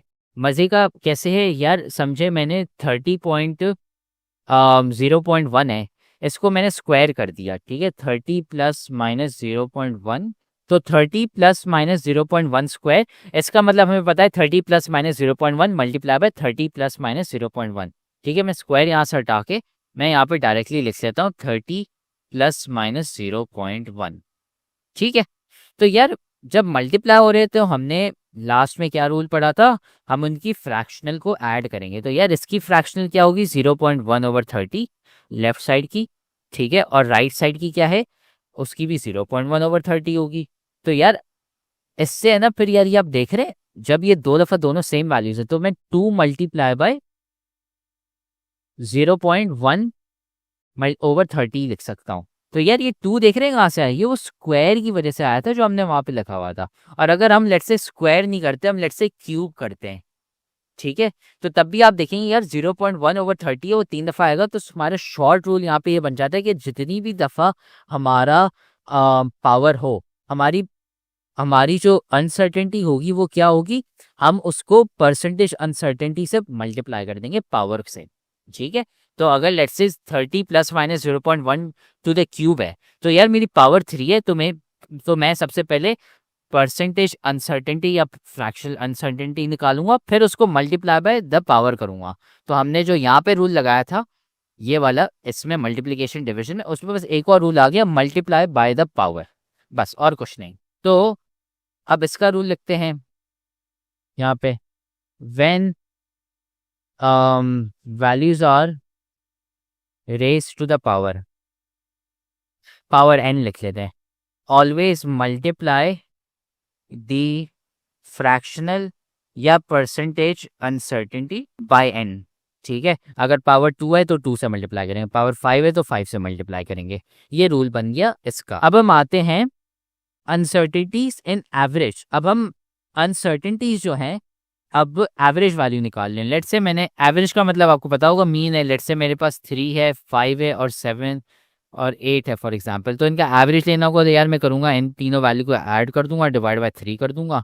ठीक है, तो जो मेरे पास आंसर आएगा वो मेरा एवरेज होता है। एवरेज का मतलब वही मीन लेना। तो यार अब इसमें क्या होगा कि अब हम इसमें अनसर्टेनिटीज का मीन लेंगे। कैसे लेंगे, हमारे पास ये वैल्यूज दी हुई हैं 1.5, 1.51, 1.52। इन सब का मैंने मीन कैलकुलेट किया तो मेरे पास आंसर आया 1.51। फिर मैं ये करूँगा कि यार सारी वैल्यूज़ को मैं 1.51 से सब्ट्रैक्ट करूँगा और अनसर्टेनिटी निकालूंगा। तो 1.51 मेरा मीन था। ठीक है, तो मीन, ठीक है, ये हो गया मीन। उससे मैं सब्ट्रैक्ट करूँगा सारी एक्स वैल्यूज़ और उनका मैं एवरेज ले लूँगा। तो उसका मतलब क्या हुआ यार, मैं 1.51 है, पहले मैं 1.5 से सब्ट्रैक्ट करूँगा, तो मेरे पास जो वैल्यू आई वो आई मेरे पास 0.01। फिर मैं 1.51 को 1.51 से करूँगा तो 0 आ गया मेरा। फिर उसके बाद मैं 1.51 को 1.52 से करूँगा, हमेशा पॉजिटिव वैल्यू ही लेनी है सब्ट्रैक्ट। ठीक है, तो ये होगा। तो यार इनको मैं ऐड करूँगा, डिवाइड बाय 3 करूँगा, एवरेज लूँगा उनका। ठीक है, तो उससे हमारे पास फिर 0.0067 आ गया। ठीक है, हमेशा एब्सोल्यूट वैल्यू लेनी होती है। तो ये होता है मीन का। तो ये जो हम डिफरेंस निकाल लेते हैं इसे हम कहते हैं डेविएशन। ठीक है, when values are averaged then take the average या मीन, जिसको एवरेज या मीन याद ना हो, टेक द एवरेज या mean of the deviations of all deviations from mean. ठीक है, या डेविएशंस खाली सही है। ठीक है, एवरेज को ऐसे देखते हैं, फिर अनसर्टेनिटी एंड टाइमिंग एक्सपेरिमेंट। ठीक है, तो इसमें यार इन टाइमिंग एक्सपेरिमेंट यार ये बहुत आसान है, ये वही मल्टीप्लिकेशन डिवीजन वाला सीन है। इसमें आप डिवाइड बाय 20 कर रहे हैं, तो ये वही मल्टीप्लिकेशन डिवीजन वाला सीन है। इसमें आप वही डिवाइड बाय 20 कर देंगे। जितनी दफ़ा आपने एक्सपेरिमेंट किया है ना, और आप एवरेज जितनी दफ़ा ले रहे हैं, जितनी भी नंबर से आप एवरेज ले रहे हैं, divide by number of experiments करें, तो वही अनसर्टेनिटी में होगा। आप उसी को ही है ना, अनसर्टेनिटी को उसी नंबर ऑफ एक्सपेरिमेंट से आप डिवाइड कर देंगे। आपने एक्सपेरिमेंट 20 दफ़ा किया तो आप डिवाइड बाय 20 कर देंगे अनसर्टेनिटी को। ठीक है, तो ये वही सेम चीज़ है, ये है ना, मतलब वही मल्टीप्लिकेशन डिवीजन वाला हो गया। तो ये नोट्स में लिखने की ज़रूरत नहीं है। अब यहाँ पे एक सवाल है। अब यहाँ पे यार वोल्टेज दिया हुआ है इतना और करंट दिया हुआ है आई। अब रेजिस्टेंस निकालनी है। अब जिसको फॉर्मूला याद हो, R is equal to V over I. ठीक है, और हमें V पता है यार, वोल्टेज हमें दिया हुआ है 7.3 प्लस माइनस 0.1, मतलब हमारा वोल्टेज 7.2 और 7.4 के बीच में कोई सी भी वैल्यू ले सकता है। और हमारा जो करंट है वो है 2.73 प्लस माइनस 0.051। अब यार इसमें हमें आंसर निकालना है, बहुत आसान है। आप 7.3 डिवाइड बाई 2.73 करेंगे सबसे पहले। ठीक है, तो जब आप वो करेंगे तो आपके पास 2.7 आ जाता है जब आप इन दोनों को एवेल्यूएट करोगे। फिर उसके बाद यार मल्टीप्लिकेशन डिवीजन है, इसमें हमने क्या किया था कि यार हम परसेंटेज या फ्रैक्शनल वैल्यूज़ को ऐड कर देंगे। फ्रैक्शनल पर अनसर्टेनिटी पहले निकालेंगे, तो यार तो पहले सबसे ऊपर वाले की 0.1 ओवर 7.3 और फिर नीचे वाले की हम ऐड कर देंगे विद 0.051 ओवर 2.73। इसको जब आप सॉल्व करेंगे तो इसका जो अनसर्टेनिटी में जो आंसर यहाँ पे आएगा वो होगा 0.08।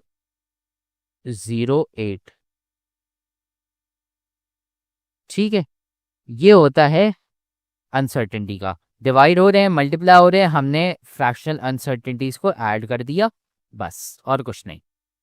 ठीक है, और इसमें भी वही सेम सीन है। ये सवाल आपके लिए होगा प्रैक्टिस के लिए। ठीक है, और है बहुत आसान, आप इससे प्रैक्टिस कर लें, लेकिन इससे हमारा चैप्टर ख़त्म हो जाता है।